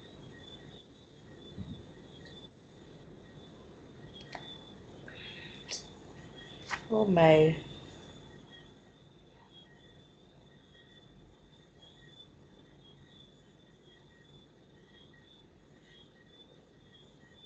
Difficult access to beauty education.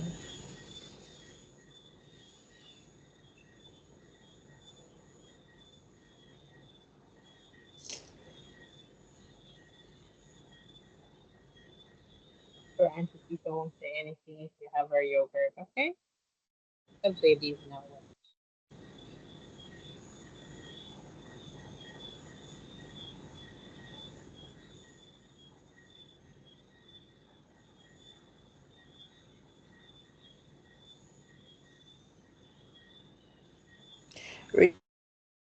Regulatory compliance. That could have go for two What course kind of them and could have complaint? go for huh?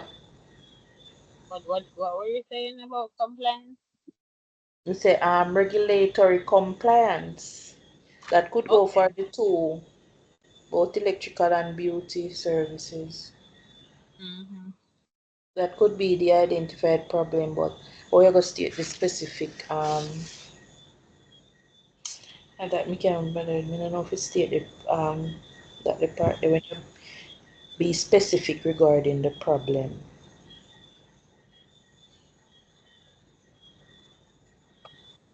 Maybe you'd say in the working industry. Okay, then you can specify in one industry. In the working industry. The working industry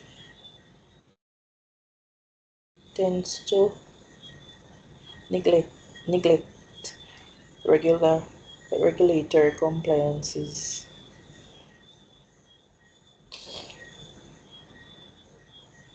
Oh my God. Me I come off of that class here, because when Miss come me, I left on one, me couldn't deal with Miss. What? They were, Yeah, oh you know, so my, it's actually the only class, so I say, actually go up to 9 o'clock. man. And we first, me say, okay, I will just do nothing. I will not start do this yet, no. No, man. We have so many problems and it come like why me a hungry, I want barrier right now to me. Me not Well, think. we just don't need some food. Tell me, say me I got you one hungry barrier. But you, me no know me. My brain now click at all. So you do no face-to-face class for this Me? semester? Yeah.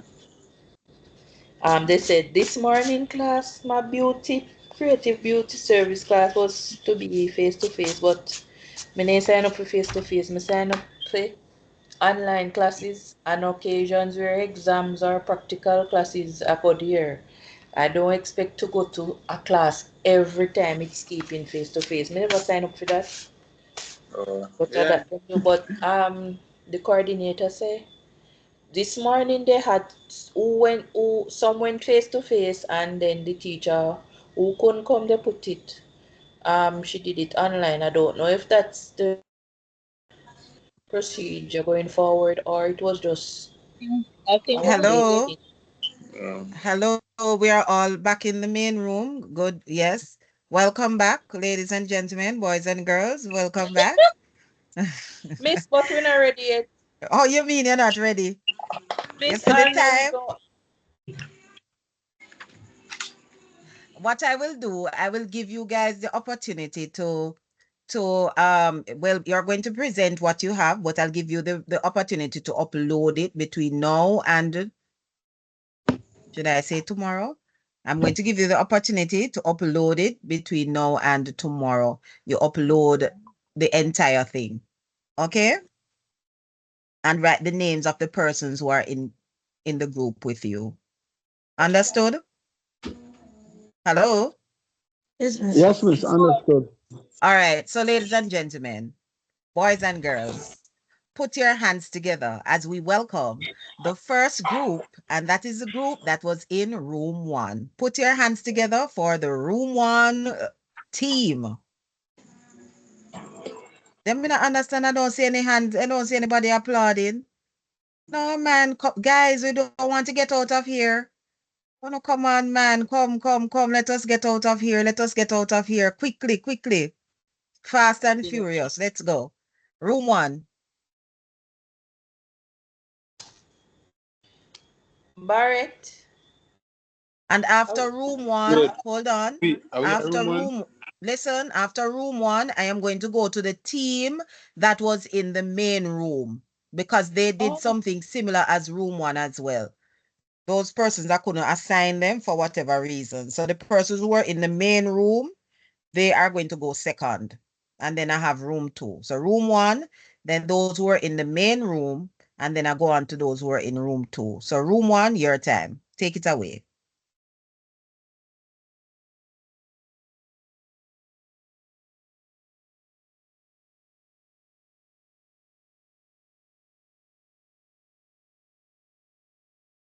Go ahead, room 1.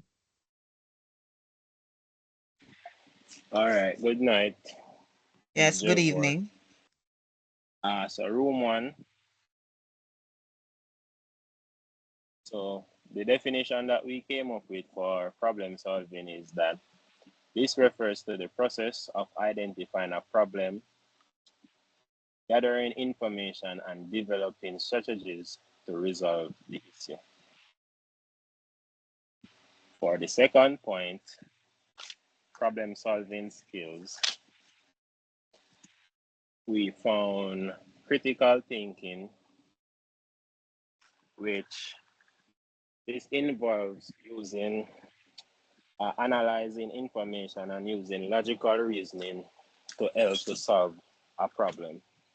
The second one that we found is creativity, which involves thinking outside the box, coming up with new ideas and a fresh look on the problem to try and solve it. And the third, effective communication in the aspect of bringing across your point clearly so that everyone can be on the same page and on the same understanding to try and solve the problem. And Miss Crockett will finish the other 3. Hello. Yes, we are hearing you. Yes. So I will be talking about the problems faced in this area of specialization. And one of them would be lack of product knowledge.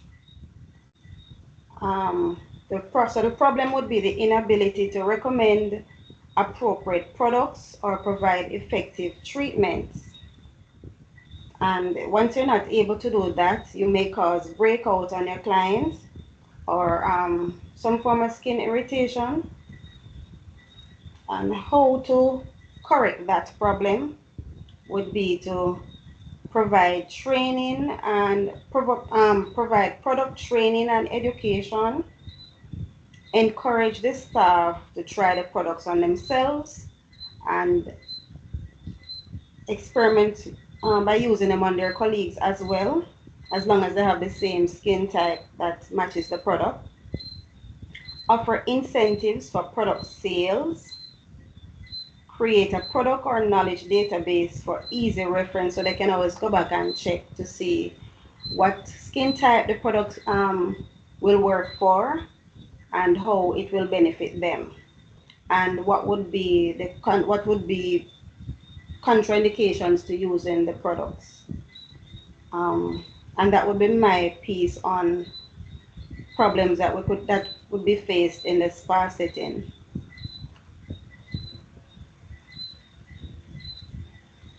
Okay. At, and that is it. That's it.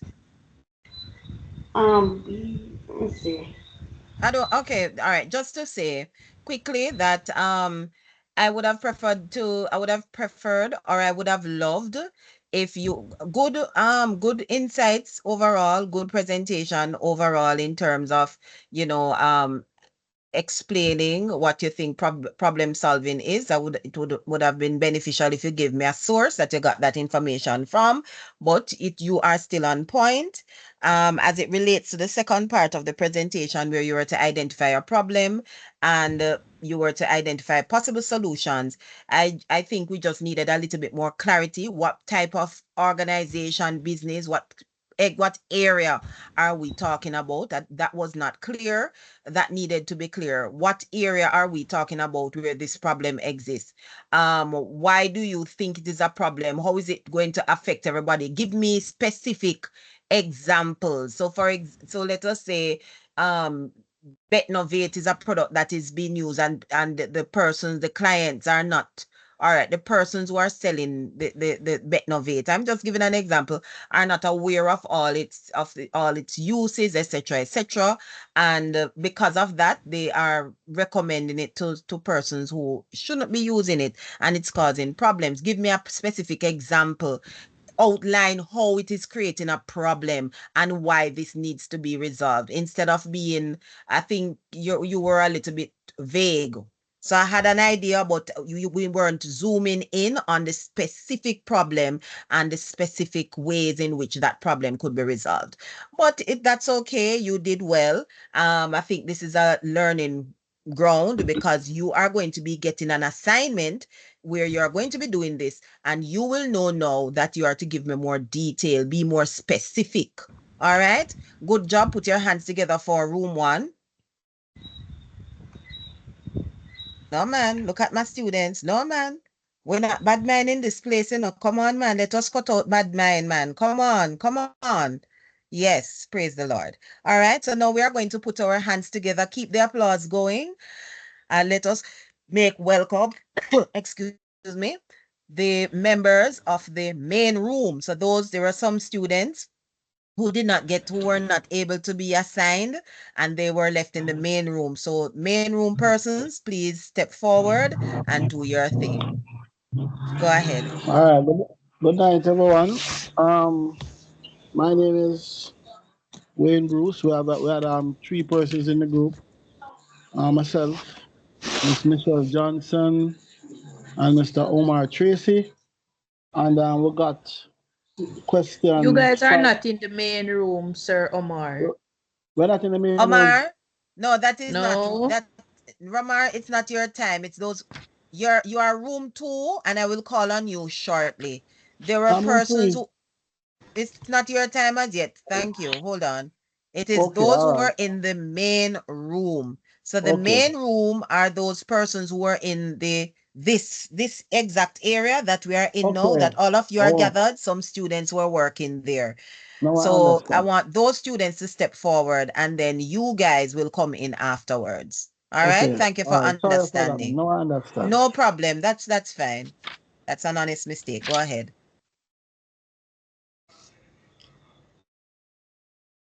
Okay. Good night. So number 1, define the term problem solving. So problem solving is the act of defining a problem, determining the cause of the problem, identifying, prioritizing, and selecting alternative for solution. And as for the 5 key problem solvings, and start off with decision making. So an example of decision making is like deciding what task is to be done next in order to ensure a smooth path on a project that is being working on.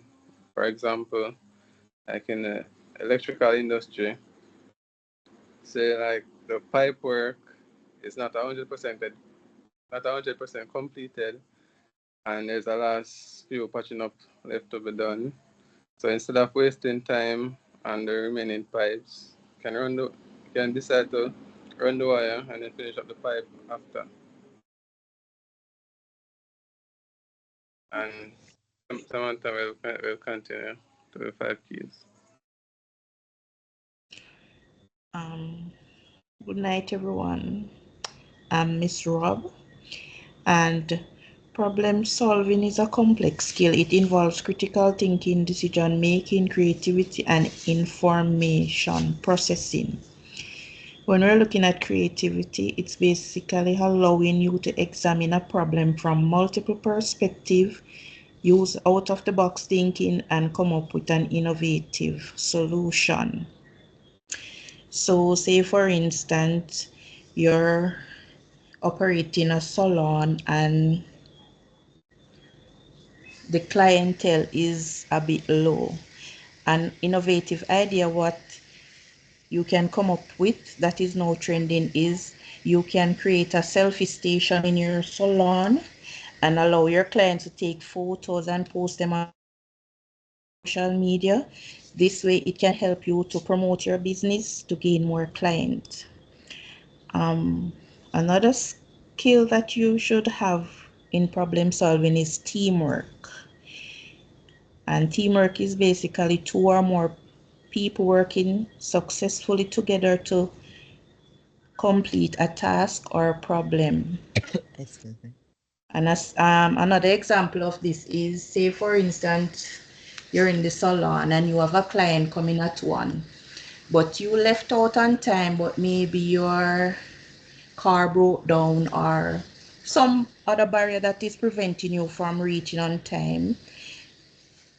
You should be able to call another colleague and explain the situation, and that colleague should display good teamwork by volunteering to be perform that service on the client so that the client may leave pleased and satisfied.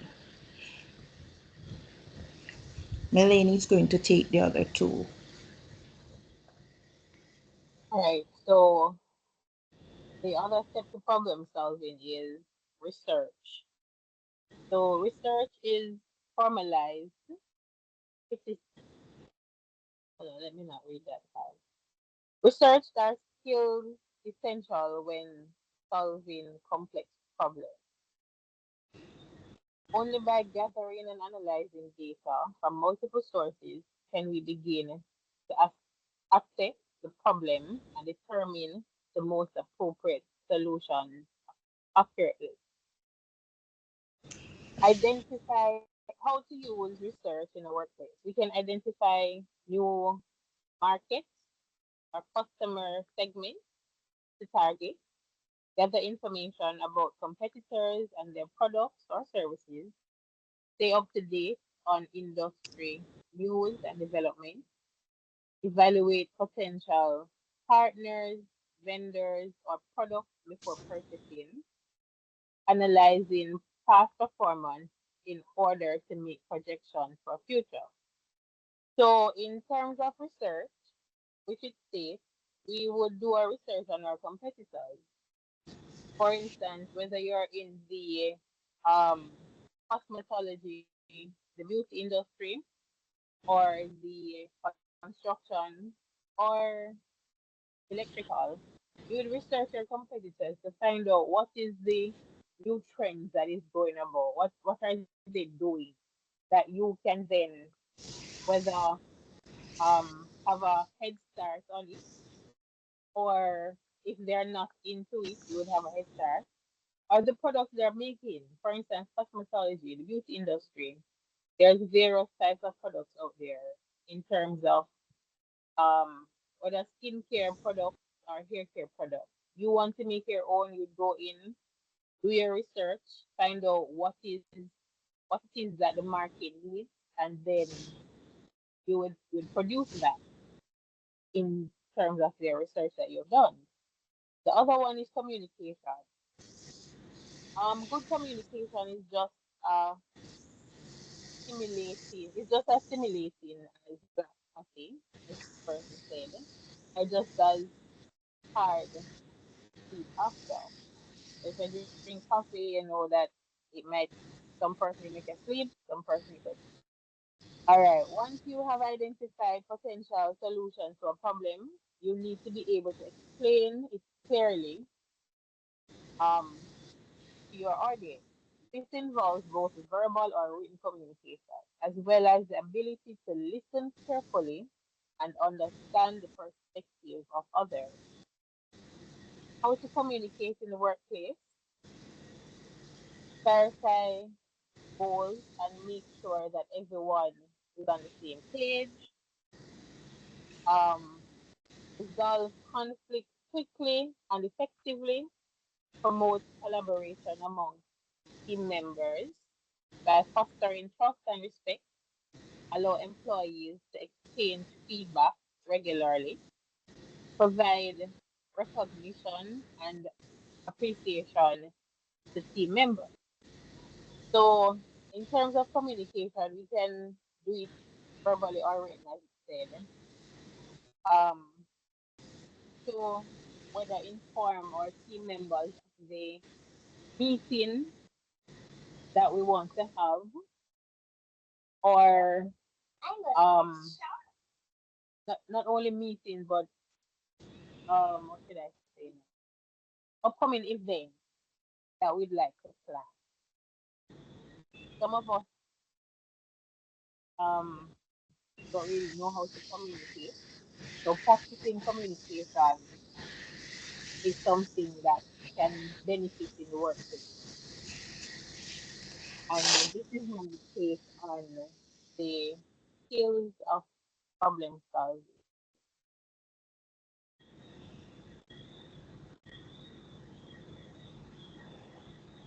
Okay, that's it. You're finished? Um, we're supposed to go into the specialization. Right. Yes. So we wanted to choose a broad specialization problem, but we have two beauty students and a I think he's electrical, so we couldn't really come together on one. But for instance, in the beauty industry, what I noticed is that most, or I should not say, yes, most, you have persons who aren't um certified, who don't really know how to care for the hair. They will just come and they know how to do it because somebody showed them and they want to earn a income. They do a thing and they don't know how to do it properly for their clients or customers. So that's a problem that I identify right there. They don't really know how to care for the hair. Um, that would be a specific problem. Someone to have anything to input because we were discussing this but wasn't really finished. All right. I Hello? think you guys. Okay, go on. Go ahead, Melanie. Okay, I'll just run through. So the detail of the problem is would be that the Mr. weren't finished brainstorming that one, to be honest. Okay. All right. You're going to work on that and upload it in the Okay. section that I'm going to mark classwork, class activity, something to that effect. I will have it there as right. Okay. I like the definition that you gave for what problem solving is, and of course the pointers that you gave as it relates to the problem solving steps. I also must highlight that you have commend you for even identifying research as being a part of the problem solving steps. Why do you guys, and when I say you guys I mean everybody, why do you think that research as it relates to problem solving is important? Why is that important to the problem solving process? And research don't mean say you have to go and do no big Google and go take up 20 books, right? but it really means to gather more information, to get more information about a particular issue, a particular topic, a particular problem that you are confronted with. It's really about gathering relevant information. So how does research help in the whole process of problem solving?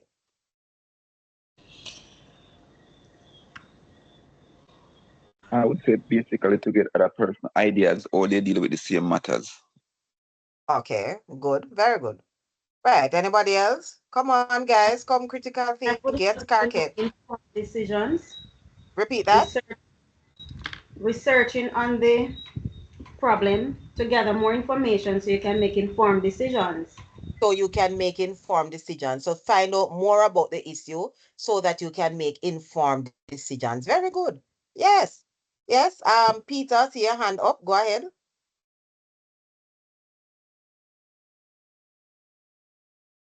Okay. Mr. Hello? Oh, Go ahead. Hello? Yes, Yes, Peter, go ahead. yes, miss. I wanted to say that this is my first class actually. I got mixed up with the classes and then I got email about a new class schedule for this class. So it's a bit of mix up. You are in the B.Ed. You are in the B.Ed program. The what? Repeat that. You are in B.Ed, Bachelor's in Education. Yeah, for electrical. For electrical. Okay. Yeah, All right. but I've Because been taking note from the previous classes though. okay, And the because there are two Microsoft. groups. There are two groups. You know, I have one and some. Who is the other one? Miss. I think Susan Dean has the other bachelor's group. Yeah, I think I see on my timetable I see Wednesdays, but I haven't got any link for Wednesdays. I'm only seeing links for Tuesdays and Monday, I think.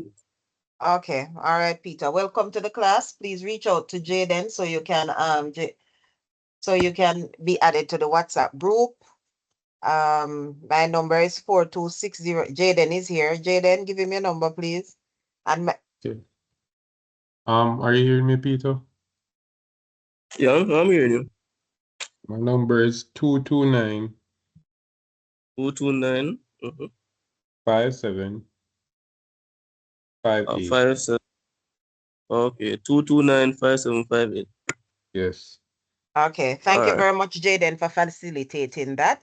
Peter, you're going to reach out to Jaden, give him send it reach out to him and he will send you the link to join our WhatsApp group.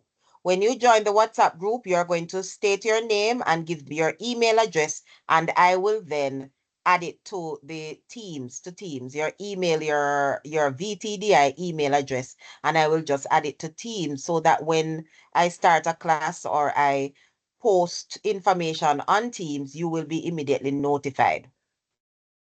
Okay, Miss, thanks. All right. All right. Welcome to the class. All right. Thank you. So thank you to the group 2, the members who were in the main lobby area. Thank you very much. But you're going to fine tune what you have and you're going to upload it by now, by the end of this evening to tomorrow morning. I'll give you up until 10 o'clock. All right. So now, ladies and gentlemen, put your hands together as we make welcome the members of room 2. So these are the persons who are in room 2, and I think that includes Omar and others, right? So go ahead for me. Put your hands together for what? No, sir. No, No, Miss ladies and Room 2 gentlemen. is Shakima. Room 2 is Shakima. So Yes, it's who? Miss. Okay, so Yes, but room 2 is okay, Shakima. Room 3 is okay. Omar. Okay, all right. Yes, sir. So we have big PowerPoint. You want to give them the round of applause, ladies and gentlemen. Let us not get too jealous now. Look here. Great. So introduction sir. to problem solving. I'm telling you. Go ahead, Neville. Everyone. We are group 2. We are dealing with introduction to problem solving. Our team members are Mr. Brown, Mr. Smart, Miss Webb, and myself, Mr. Richards. So could you go to the second slide for me, please? Thank you. Problem solving is critical skill skills that involve identifying challenges and gathered solutions and making decisions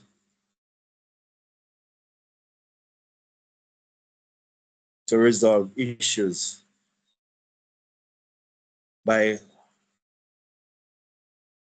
combining key skills and analytic thinking and creativity and communication. Individuals can track problems effectively using a structured approach such as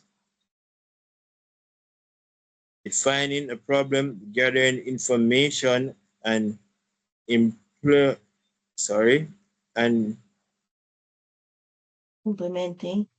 implementing solutions.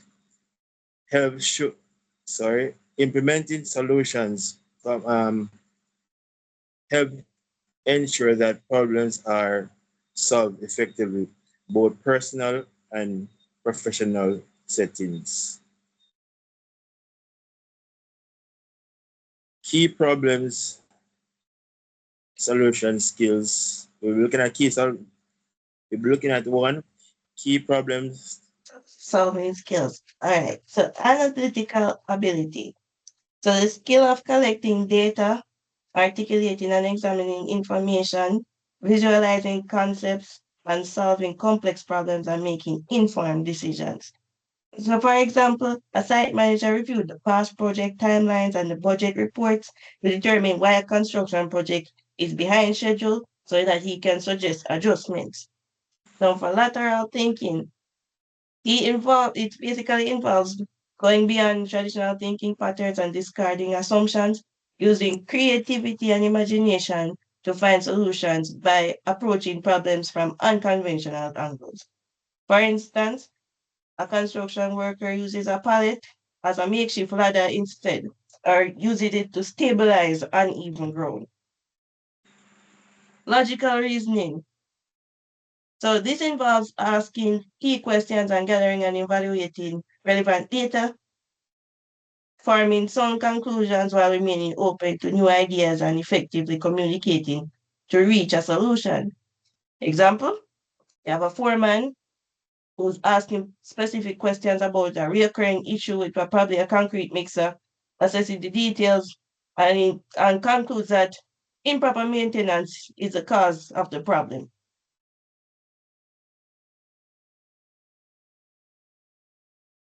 Mr. Brown. So the ability to recognize opportunities and take proactive action to solve problems rather than passing them on. It also includes anticipating potential challenges and addressing them before they escalate. Example, a builder identifies a potential delay in material delivery and proactively contacts suppliers to find an alternative source to avoid slowing down the project. Persistence, the determination to continue working on a problem until it is solved, coupled with the drive to implement the solution even when faced with obstacles. Example, a carpenter keeps refining the installation of a cabinetry until the alignment is perfect, despite encountering several obstacles.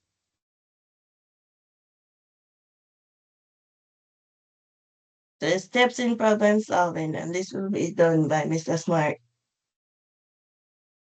All right. Step one, identify the problem.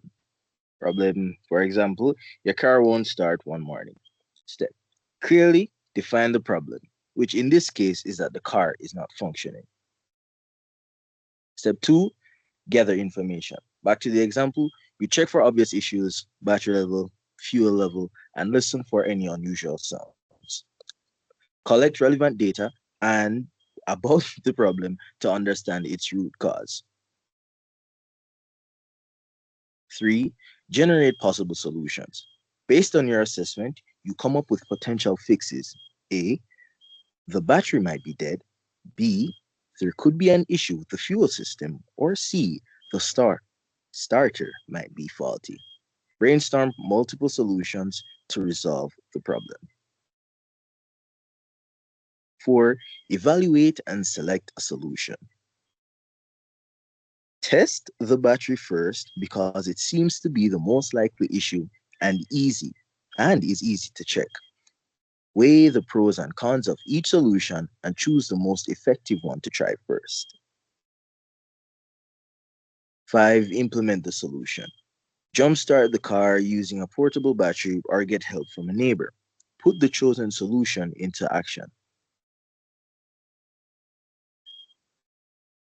The final one, evaluate the results.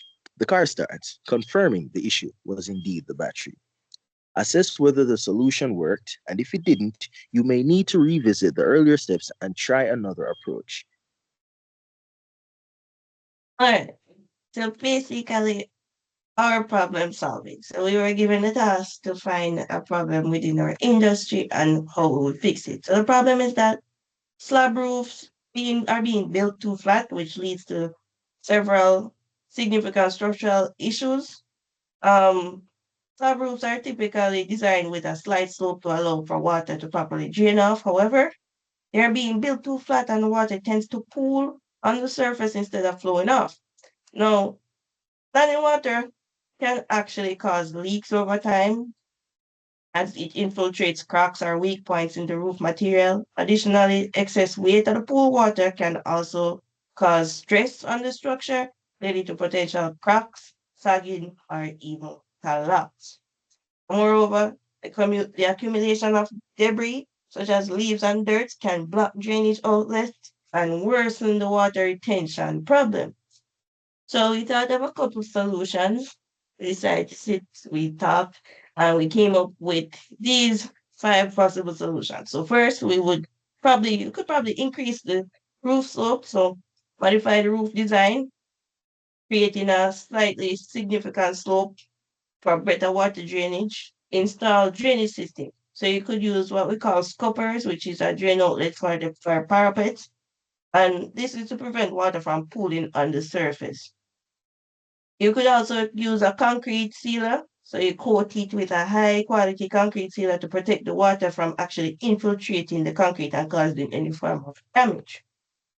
Or using tapered insulation. Tapered insulation would have to be that you would have to actually put it down before you actually cast the roof. So it would be beneath the roofing material, and this would actually create a slope for you. So you wouldn't have to bother consider actually calculating the slope yourself. And of course, if you can't do any of those, you can basically just maintain your roof regularly by ensuring that it is clean, remove debris, unclog it, and sweep off whatever water there is. And that is the end of our slide.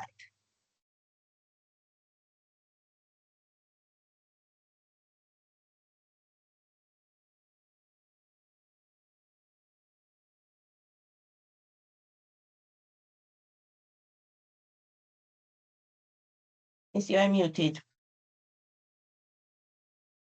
Oh, good job, everybody. Good job, my dear. And I was saying that you were to give them a round of applause, and I saw the applause going. So at least you knew that you were to give a round of applause without me saying that. All right. Thank you, guys. Thank you.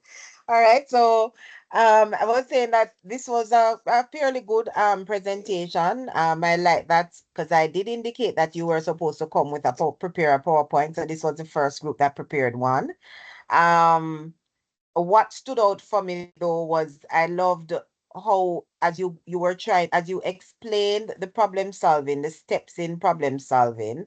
I like the example that you gave. It was very clear. It made it easy to follow, easy to understand. So for anybody who didn't understand the whole concept of the steps to making a decision, the steps to solving a particular problem, it was very clear from the example that you gave with the car. The car won't start. What are the possible problems with it? And you list out the problems, and then you need to do some research. So you, in your research, as I said, research can take different forms. So you check this, you check the battery, you check whatever, a starter button. I loved that example. I thought that it was real, it was relatable, and it was simple enough for anybody to understand. So that was well done. So put your hands together again for them, especially for that aspect of the presentation.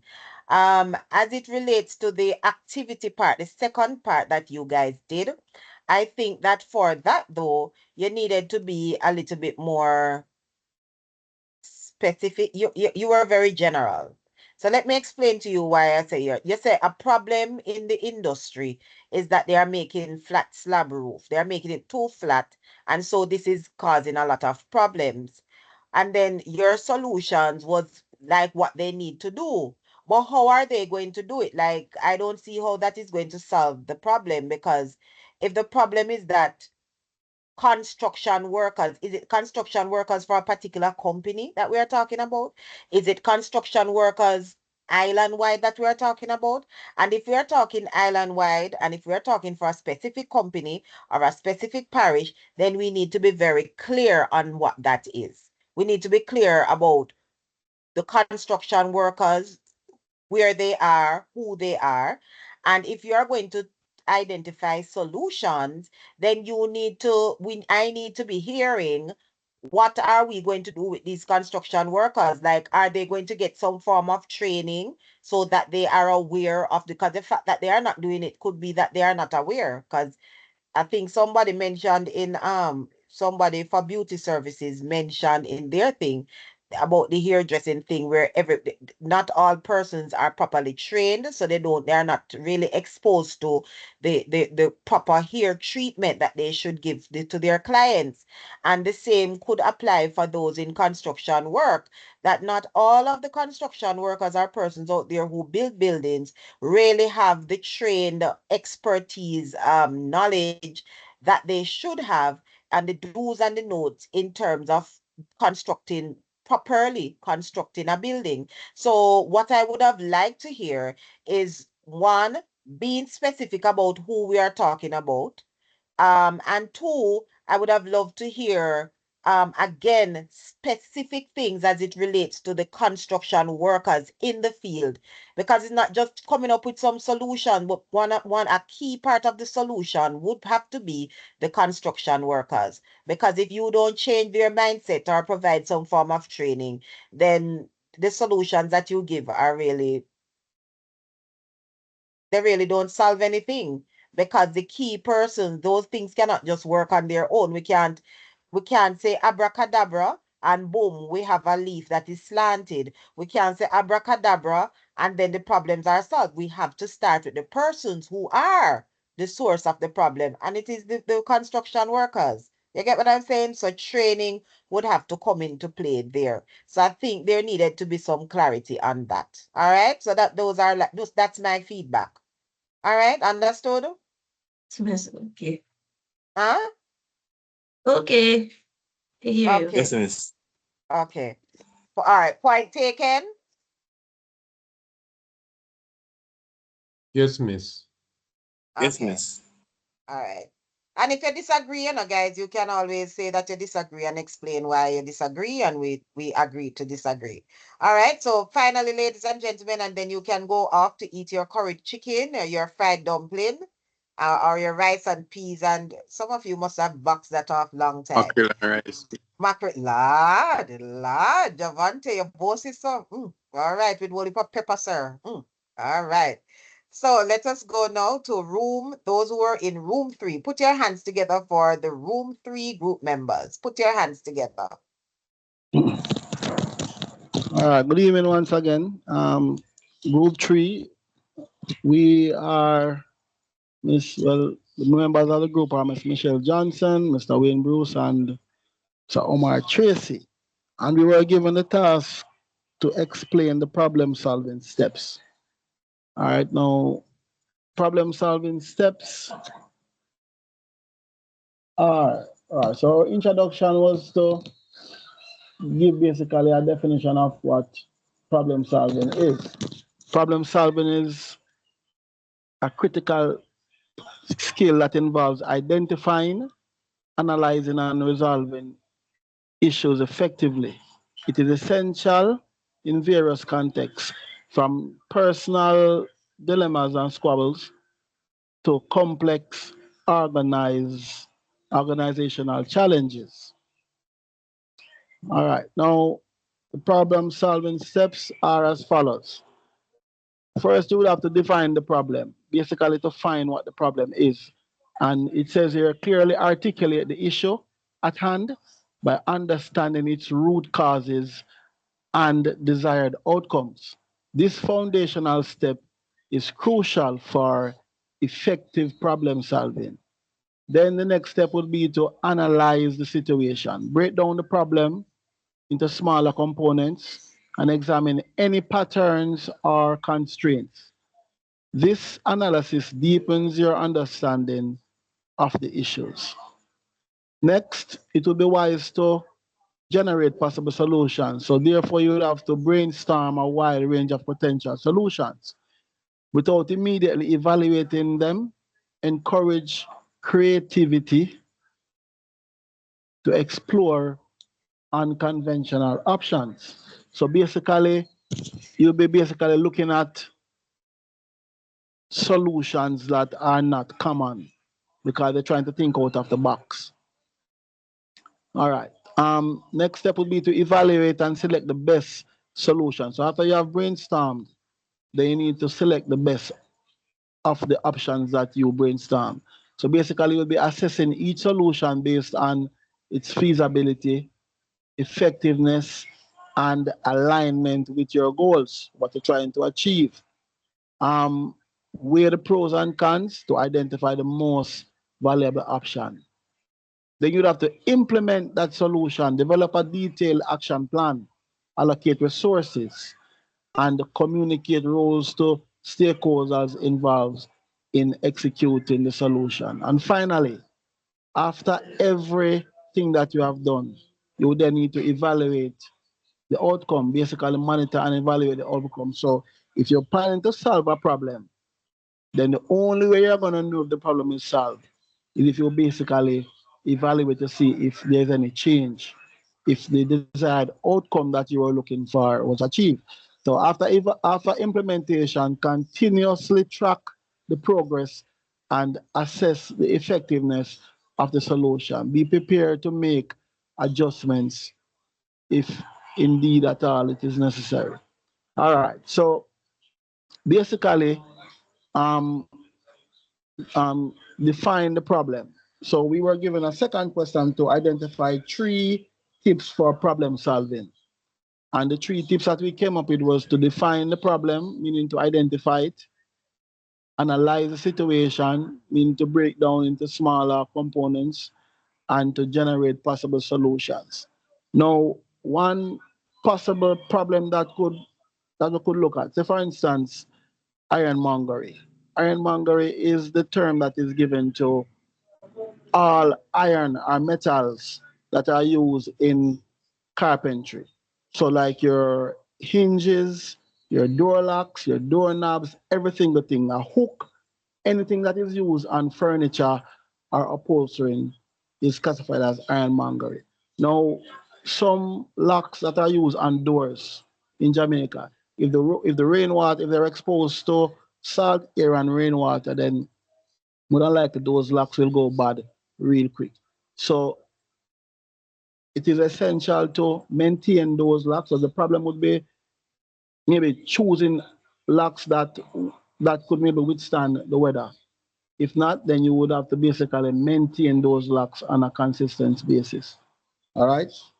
Now, the next part of our presentation will be done by Miss Johnson, as we were given another question to look at a problem that is closer to home in the area that we work.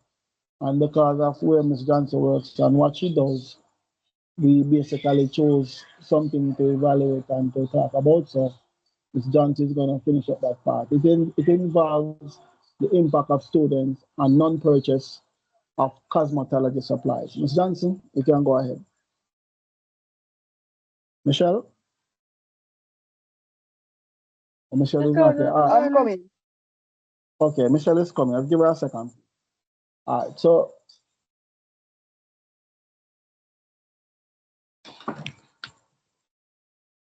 Okay. Where is Michelle? Michelle? All right. Good job All right, so far. you That's want me to Wayne. yes, let me finish it up for her, Miss, like how she's not here. All Okay. right. So Michelle works for the same the cosmetology department, and the problem that she identified was the impact of students non-purchase of cosmetology supplies. Now that basically it basically is a barrier for her to teach her classes when students do not come with supplies. In cosmetology education, a significant problem is that students often fail to purchase the required supplies, such as hair products, styling tools, sanitation items, and the issue hinders their ability to practice techniques and complete practical assignments. The lack of necessary, so being specific now, the lack of necessary cosmetology products prevents students from actively participating in hands-on learning experiences, which are critical to mastering the skills needed in the cosmetology era. This not only affects their individual progress, but also create an uneven learning environment where only some students can go back to the slide. Only some students can fully engage in the lesson.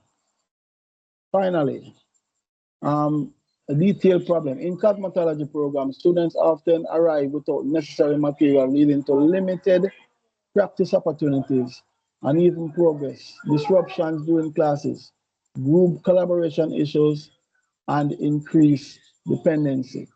All right, brainstorm and develop solutions, a product lending program, flexible payment plans for students to get the supplies that they need, sponsorship or donations, and classroom shared supply bins are all potential solutions for providing affordable cosmetology supplies for students. And in our PowerPoint, we have listed the sites that we got the information from and everything. So that's the end of our presentation. Okay, thank you very much. Please put your hands together for the final group so that we can get out of here.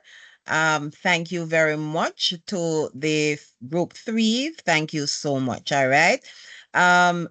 Great presentation. I hear you mention which we did not get to see. That would have been lovely, right? I hear you, the PowerPoint. I only hear you making reference to the PowerPoint, and all no, my eyes have not beheld the PowerPoint. All right. One of the things that stood out for me, and I think it was important to highlight, and I also want to highlight it for the group, was when you mentioned that in problem solving, you want to assess the problem. Is that what you had said, sir? Yes, miss. Right. So you want to assess the problem. You want to assess the solutions to the problem. So if you came up with a solution, you have implemented the solution, you also want to go through the process of assessing or evaluating the solution if that is really was the best one, if it works well. In the workplace or wherever it is that we find ourselves. All of this sounds very technical, guys, but these are all approaches that we can take within a split second. Sometimes not even a split second, it can happen within a couple of minutes. We actually problem solve on the spot. So don't think that, oh, yes, it may have taken us a couple minutes and so on to come up with these ideas, but in many instances when we are to make decisions and we are to problem solve, sometimes it's really on the spot of the moment, in the moment, and we will have to go through these processes. It may not take a very long time, and in some instances it will take a little more time, especially depending on the nature of the problem that is to be solved. But once you have identified a solution, and you have implemented that solution, it's always good to assess it. If this really works well, is this the best fit? Is this really the best option that we could have gone with? So it's always good to do some form of evaluation when we make decisions, when we find solutions to a particular problem, we also need to assess, we need to evaluate it. So that was something that I like that you mentioned, and it stood out for me. As it relates to the problem solving aspect, where you identified a problem, and you mentioned that students were not many of the students were not able to participate in practical activity because they lack the necessary tools that they need, the materials that they need in order to participate in those activities. I heard some solutions, and while I was here, I was also thinking that a possible solution for that could be, I'm not saying that this is the solution, but a possible solution too could be for students who are doing practical areas, so like food and nutrition, cosmetology, maybe construction. I'm not sure if construction requires much in terms of practical. A lot of times I think it's a school that supplies, things, but in areas like cosmetology and food and nutrition and home and family management and areas like that. I don't know how many schools do clothing and textiles. I think that maybe each student should be required to pay like there should be a fee practical. So whether it is $5,000 for the term or something, but they need to pay that. And of course, that could be paid in parts. Maybe they pay it by the month or so on. But once you're in a practical area, there should be a practical fee so that the school or the teacher for that particular area, for the cosmetology area, it could be food and nutrition or whatever the case may be, the teacher could now use that fund, whether go to the Bursa, they get the funding and they go and purchase the things that the students will need so that they will have access to it. So that is something that could be a possible solution. Great job, guys. Please give yourselves a big round of applause. Yes, Wayne? Oh no, I was just saying everything you're saying is true, miss. So I'm giving Okay. myself a round of applause. Okay. Mm-hmm. All right. So finally, ladies and gentlemen, we are going to wrap up and then you can depart. What have you gathered as it relates to the problem solving, the issue, the topic of problem solving? What has stood out for you from this session that you guys actively participated in? You guys did your research. You guys got your information and you presented it. Now, from this session, what have you learned about problem solving? Quickly. For me, I would say problem solving, miss, is not a niche. It comes in, it can be tackled in more than one different fronts. And it, it, it, it is the key towards success in many of our businesses, because a lot of businesses are going to experience problems. So once Yes. once you're a good problem solver, then you're bound to be successful. Beautiful. And I hope, and thank you very much, Wayne. And I hope you can appreciate what I said in the initial stages, that this is one of the employability skills. It's a skill that employers are looking out for. They want persons who have the initiative to solve problems, who are solutions oriented. So you always have persons who can tell you, oh, there are some people, I know you know them. There are some persons who exist in our lives who find problem with everything. They can always identify the problem and say, how are we going to solve it? What we're going to do to fix it? Those are the people we want to work with, because it means that is where we are going to lead towards success, because it's not about identifying the problem. It's not only about showing up the problem, showing up the faults, showing up the issues, but it's also being able to come up with solutions, right? Best solutions and so on. Yes, anybody else quickly? What did you get from this session quickly as it relates to problem solving?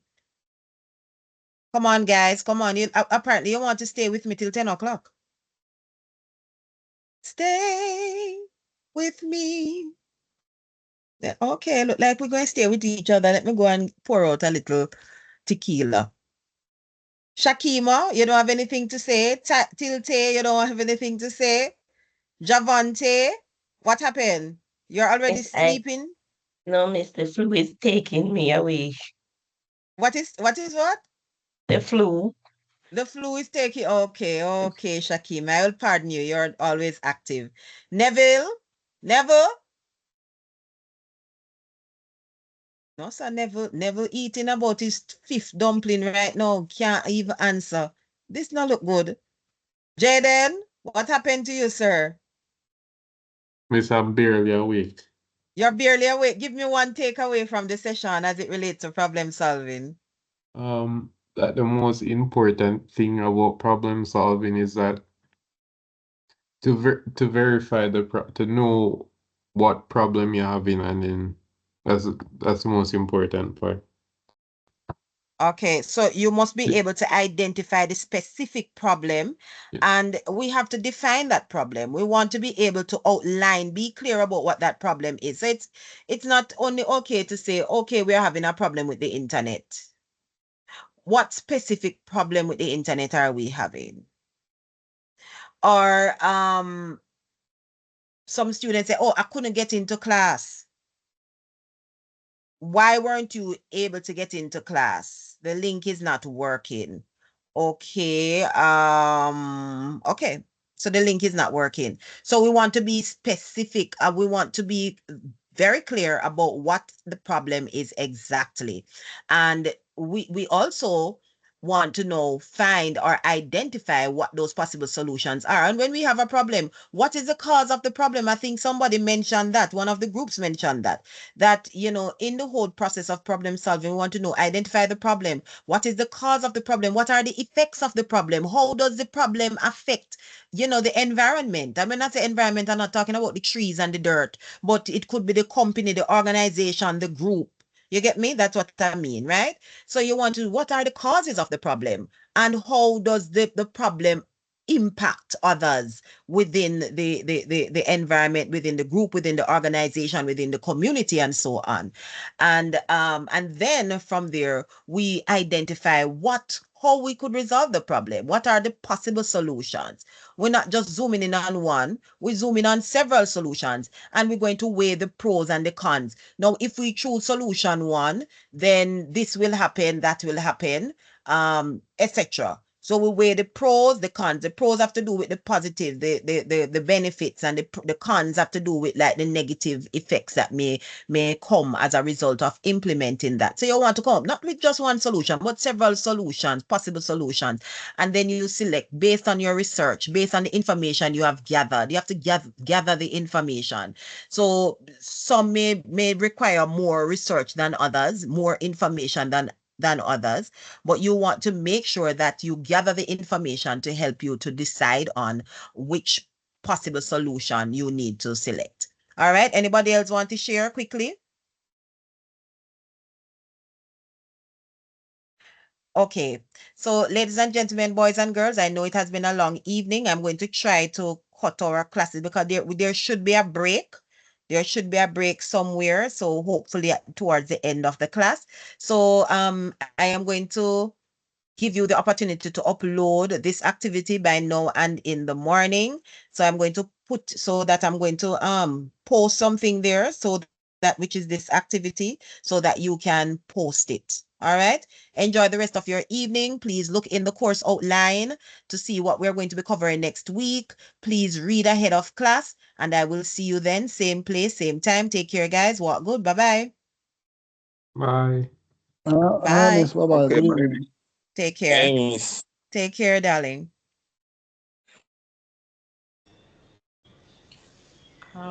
Javante, you're in the WhatsApp group?